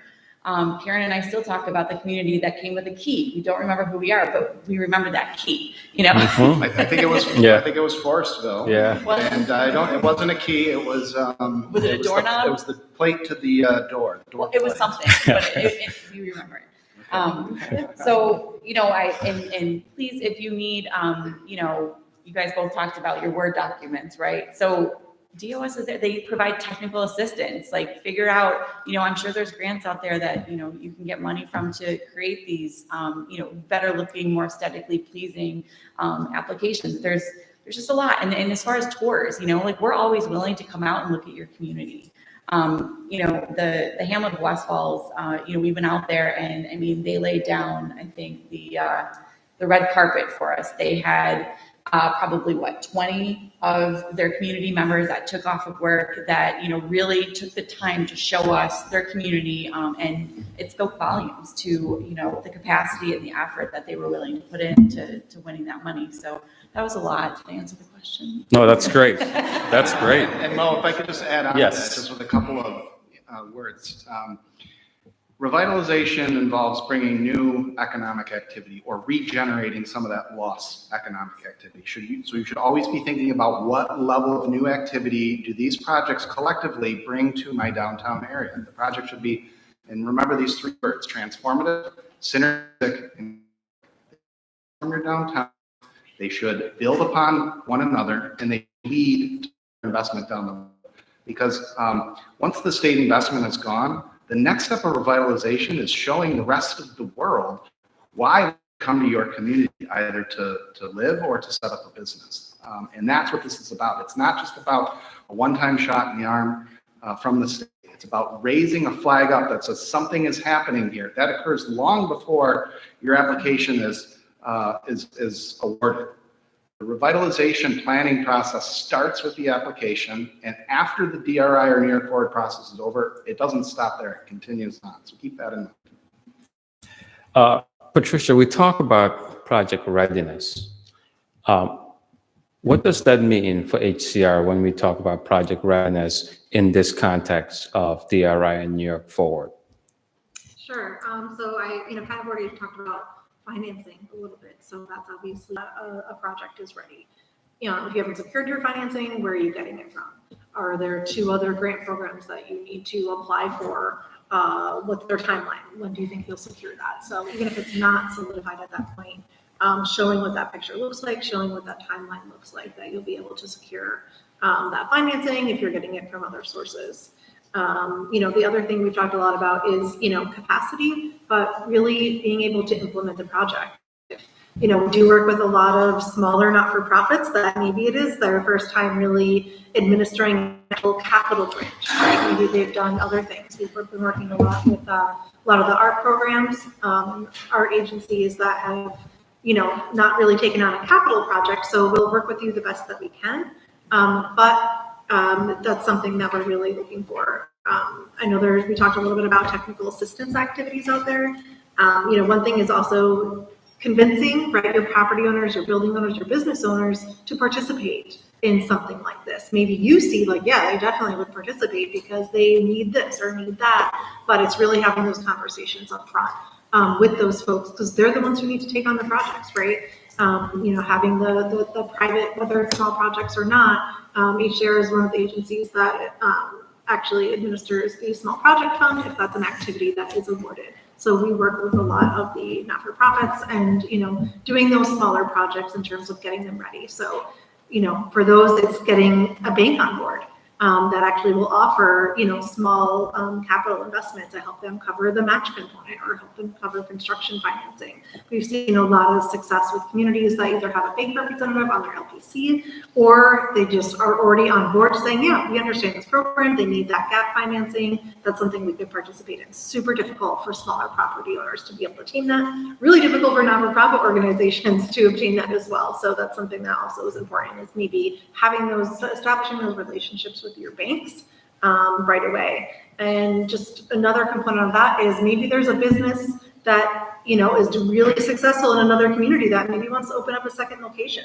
So don't be afraid to go outside of your community. Maybe there's someone that is ready to expand their business, and maybe there's someone else that wants to open up a second location in your community. So just think outside the box in terms of going out there and seeing what project types could be possible.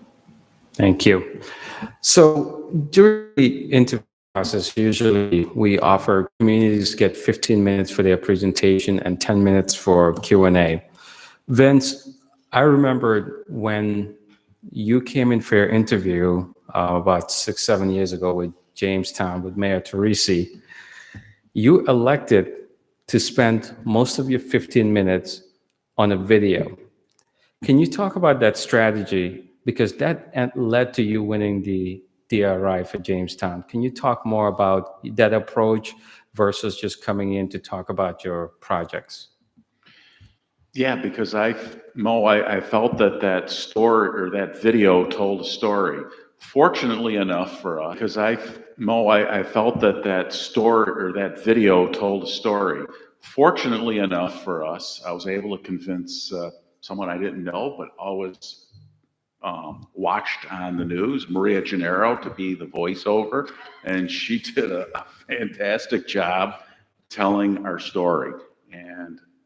And once we told the story, I think you understood what our DRI application was all about, what the projects were, because they all tied together, because it told us a very cohesive story. So I think that showing the video was a very good use of our time.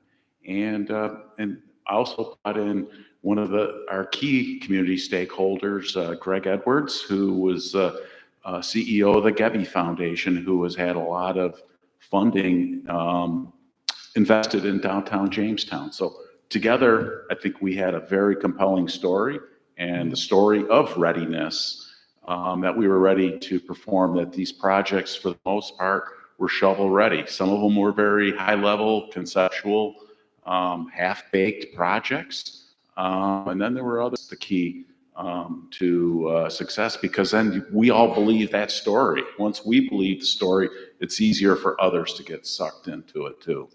That's great. So Mayor Ruda and Laura Wilson, how did you go about selecting who to have with you when you came in for the interviews? I think that this is something that we also did differently from the first time we applied to the second time. The first time it was village board members, our clerk treasurer, you get asked all of those questions at the end, and we knew that we needed our clerk treasurer there to answer any financial questions, and he is an asset. So he was going to be there regardless of the rest of the team. And then as we picked this time where we were successful, we thought about our story and we thought about the dynamic people. I was there representing the village and government.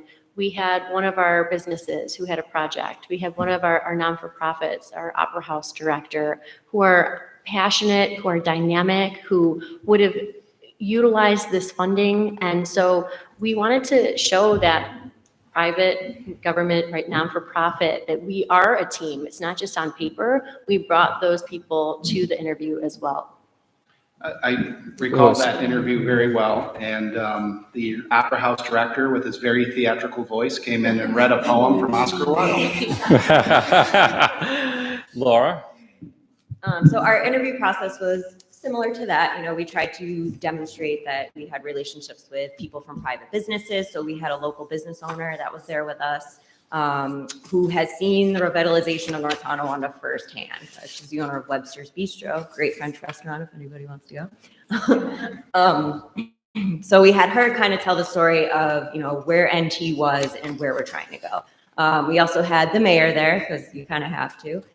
And then I was also there as well. One interesting thing about our interview process was it was right during COVID. So we had to do it all online via Zoom. So it was interesting. It was a different dynamic for sure. But we did hire somebody to help kind of make a fun background and, you know, kind of tell our story as best as we could through, you know, a Zoom call. But it worked out ultimately. That's great. So we have a few minutes, and I just want to get to some audience questions. We have two here. I'm just going to run through those quickly, and then we'll open it up to everyone.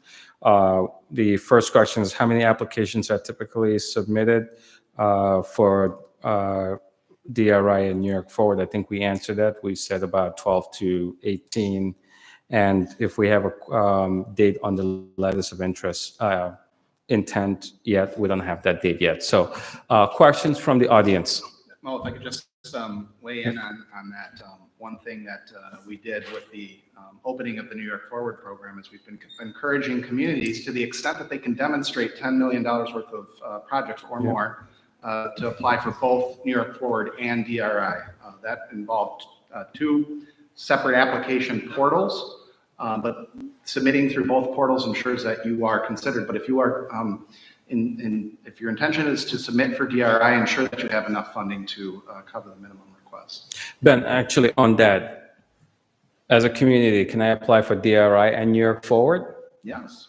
In fact, we encourage you to apply for both. This is having deja vu. Okay. Good. All right. Okay, questions from the audience?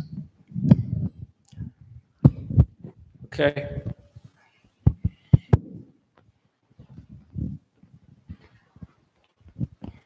Colleen Meter, Village of Sherman. We have applied for a New York Forward. We went through the application and we went through the interview. That's we did not get awarded.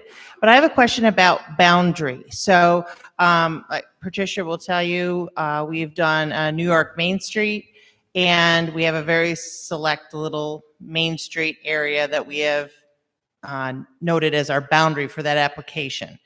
So we are, as a village, only 1 square mile. So does this application apply the same? We kept thinking about our main street, but then a business just north or just south seemed to have fallen out of that. So what do you recommend as the appropriate size for a small village to consider within that application boundary?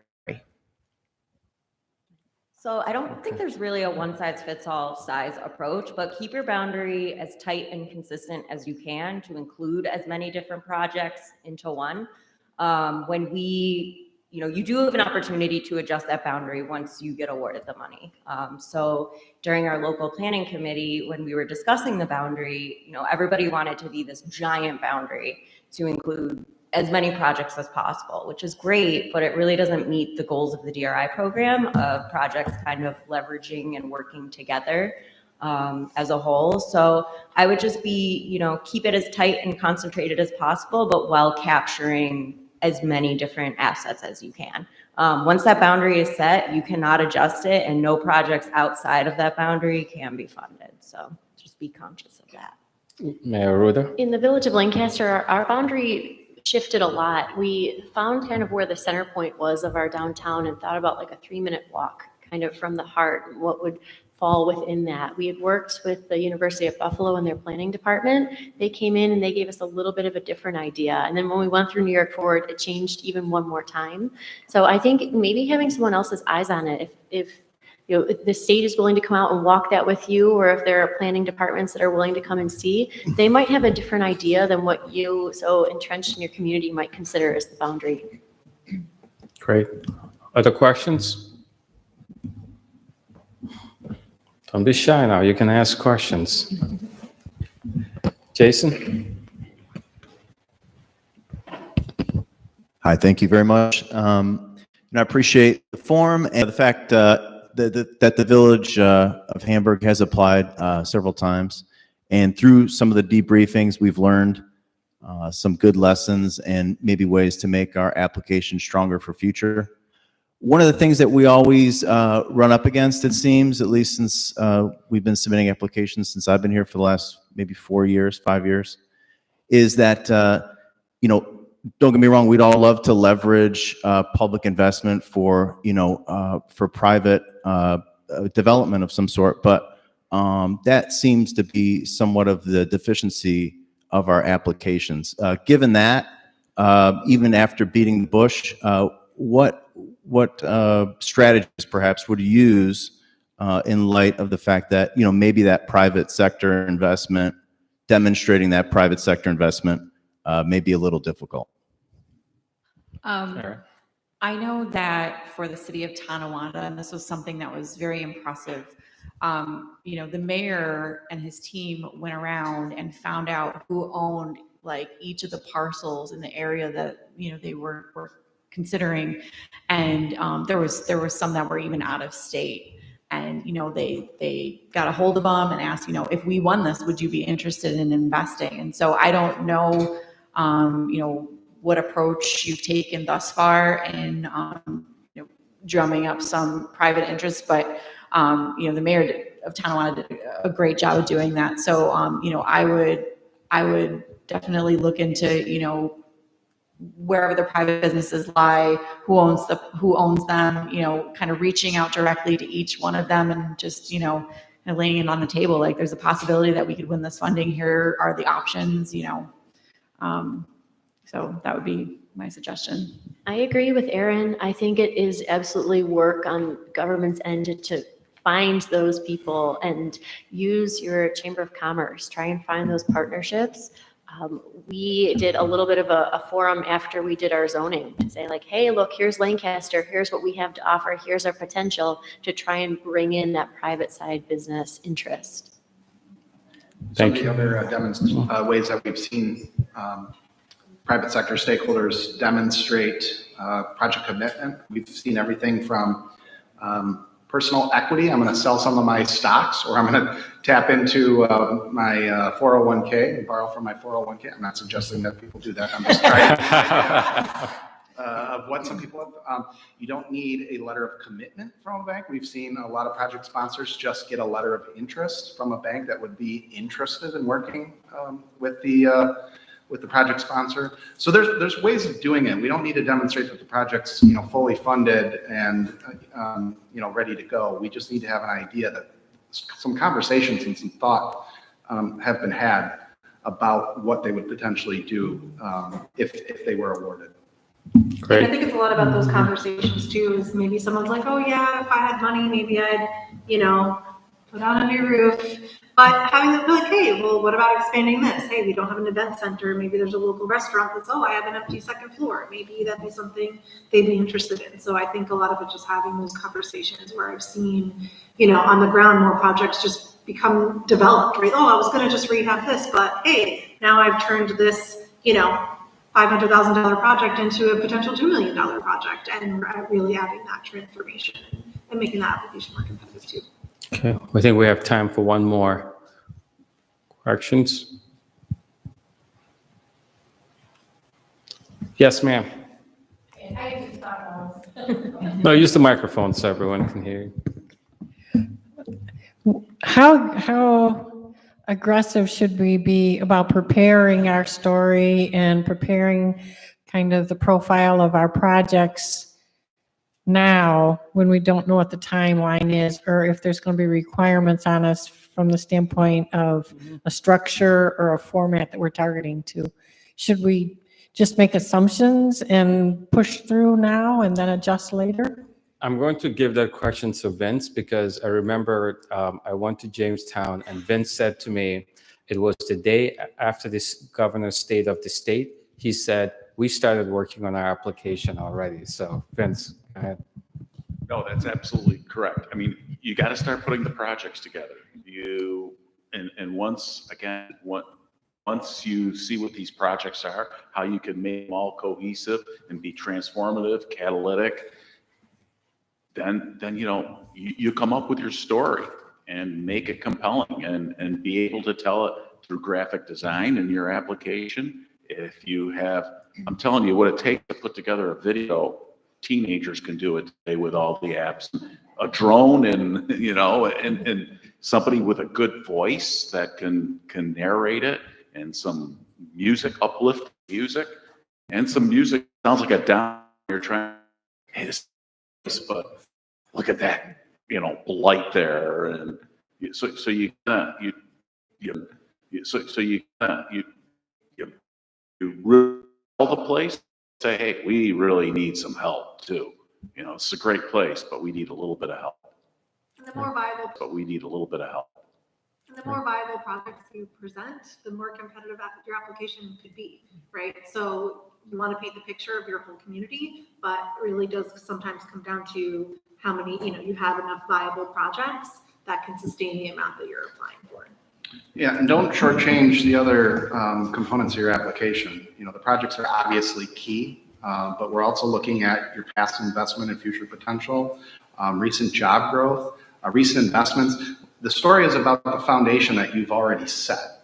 And if you've set that foundation properly, and I hate to say this, you don't even need the state's money. It's going to follow, maybe not as quickly as it would through the New York Forward or the DRI process where we're injecting $4.5 or $10 million worth of capital. But if you set the stage, you will automatically start building momentum towards your own revitalization. So don't rest on your laurels and wait for the state to come to the table. Start that process now and use that process to your advantage. Pretend that we're not going to be there, because that's what a lot of communities are doing. New York State's very fortunate to have these programs. And I honestly, if we could get the story out a little bit more to other states, I think they'd be very envious of what we're doing with this whole plan, then implement, plan, then act strategy. Should we assume it's going to be very similar to the past application process and whatever? Yeah, there's one thing that I would add that's sort of evolving, and Secretary Rodriguez spoke to the importance of housing.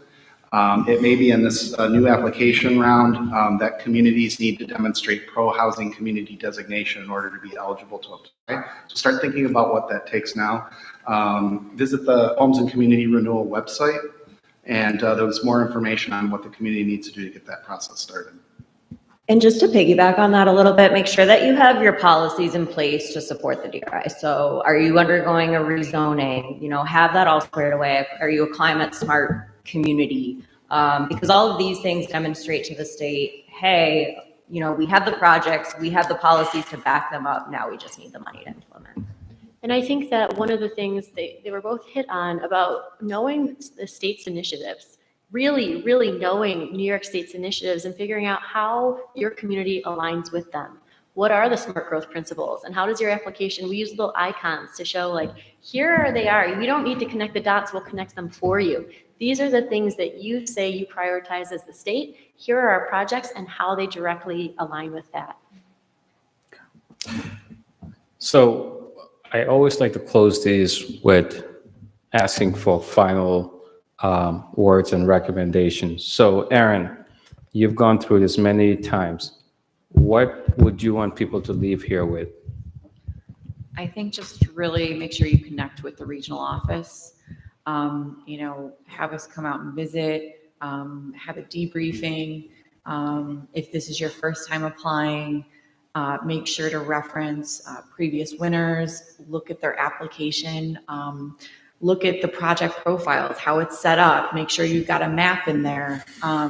You really, really do your homework, talk to, all of the possible applicants in your community and set yourself up for success. Laura? Again, I would say just don't give up, keep on going. And, even if a project after you get awarded isn't suited for a DRI specifically. There's other state agency representatives there at the table. So if there's a project that, isn't DRI worthy, but could be potentially be discussed with other state agencies to find funding. A lot of since through DOS, which didn't exist the first round. So take advantage of it. There's a lot of resources available. Vince? Vince? I would also suggest any type of collaboration with community stakeholders and other agencies, such as we were fortunate in Chautauqua County to have the Industrial Development Agency and county planning help us out and be our listening board. So collaboration, I think, has always been something that's helped us with our successful efforts. Mayor Ruder? I know how much work it is and how time it is application to build this vision for your community, and know that even if you don't get awarded, it's not waste. Always other grounds that have funding available, and if you have this slate, not waste. Always other grounds that have funding available, and if you have this slate of projects, if you have the community backing, you're ready to go as soon as any sort of other announcement comes forward for grant applications. And oftentimes, if you can start getting maybe those lower level grant applications, show your capacity, that's going to help build momentum towards the big DRI award. Thank you. Deanna, from the REDC's perspective? Sure. I mean, I think you keep hearing about not giving up. As a reviewer, I can't tell you how many times, thank you, that a community, we've seen the community the first time, and then second and probably third time they've come in, and it's like we've been wowed. And I mean to say that in the sense that they've done their homework. They've taken the debriefing with ESD and they put all those good comments and applications into their work and come to us and look more prepared. It's best that you can do that. I know Vince put a great video together for Jamestown because I was there. It was wonderful, but you don't have to have that. Just really have a great story and have someone who can really tell your story. Nothing against that video, Vince. I mean, because it was wonderful, but sometimes it's not affordable or it's not, in your plan. But just be able to tell a really good story. Patricia? And another thing you can do is also just focus on your uniqueness, right? What are your assets? What are you bringing to the table? Why this community over someone else? So it's really all the different facets of that. You're ready, you've established those roots, you have the capacity, and you have potential projects, and you're ready to start investing and putting that funding in. And some other folks mentioned it too, but just going through this process of applying also helps you establish just projects in general that you could apply for other funding sources for. So we've seen a lot of folks be, successful for DRI, but they already did all this work. And they apply for, say, a New York Main Street program, where there's a single project that they go to ESD for Restore. We've seen a lot of folks that just go through this process of establishing projects. It doesn't lead to that, but it leads to other opportunities. And finally, Ben? Hire Vince DeJoy to write your application. And if you can't do that, at least go online and review the winning applications from recent rounds and phone up a Western New York community that has one and pick their brain. Oh, that's great. Thank you so much. I would like to thank our panelists for sharing great information with us today. Let's give them a round of applause.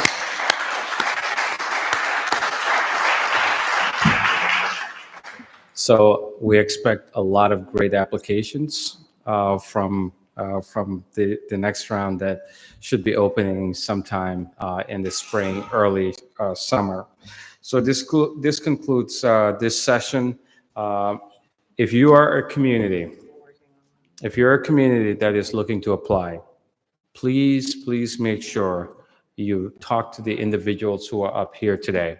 Get their cards, talk to them, ask them to come visit your community, get to know your community, so that the first time that they are reviewing your application is not the first time that they are learning about your community. Tell a story about why your community should be a destination for people to stop, not just drive through. Once again, thanks to Buffalo State, the Birchfield Penny Arts Center team, and the IT team in the back for allowing us to use this space. I would also like to thank Lynn Marinelli in our office, who, if you are not on Lynn's email list, make sure that you connect with Lynn Marinelli, because she sends out all the great information that a lot of the agencies that we work with are doing. So with that, thank you all for joining us, and enjoy this beautiful weather we're having. It's a gorgeous day outside.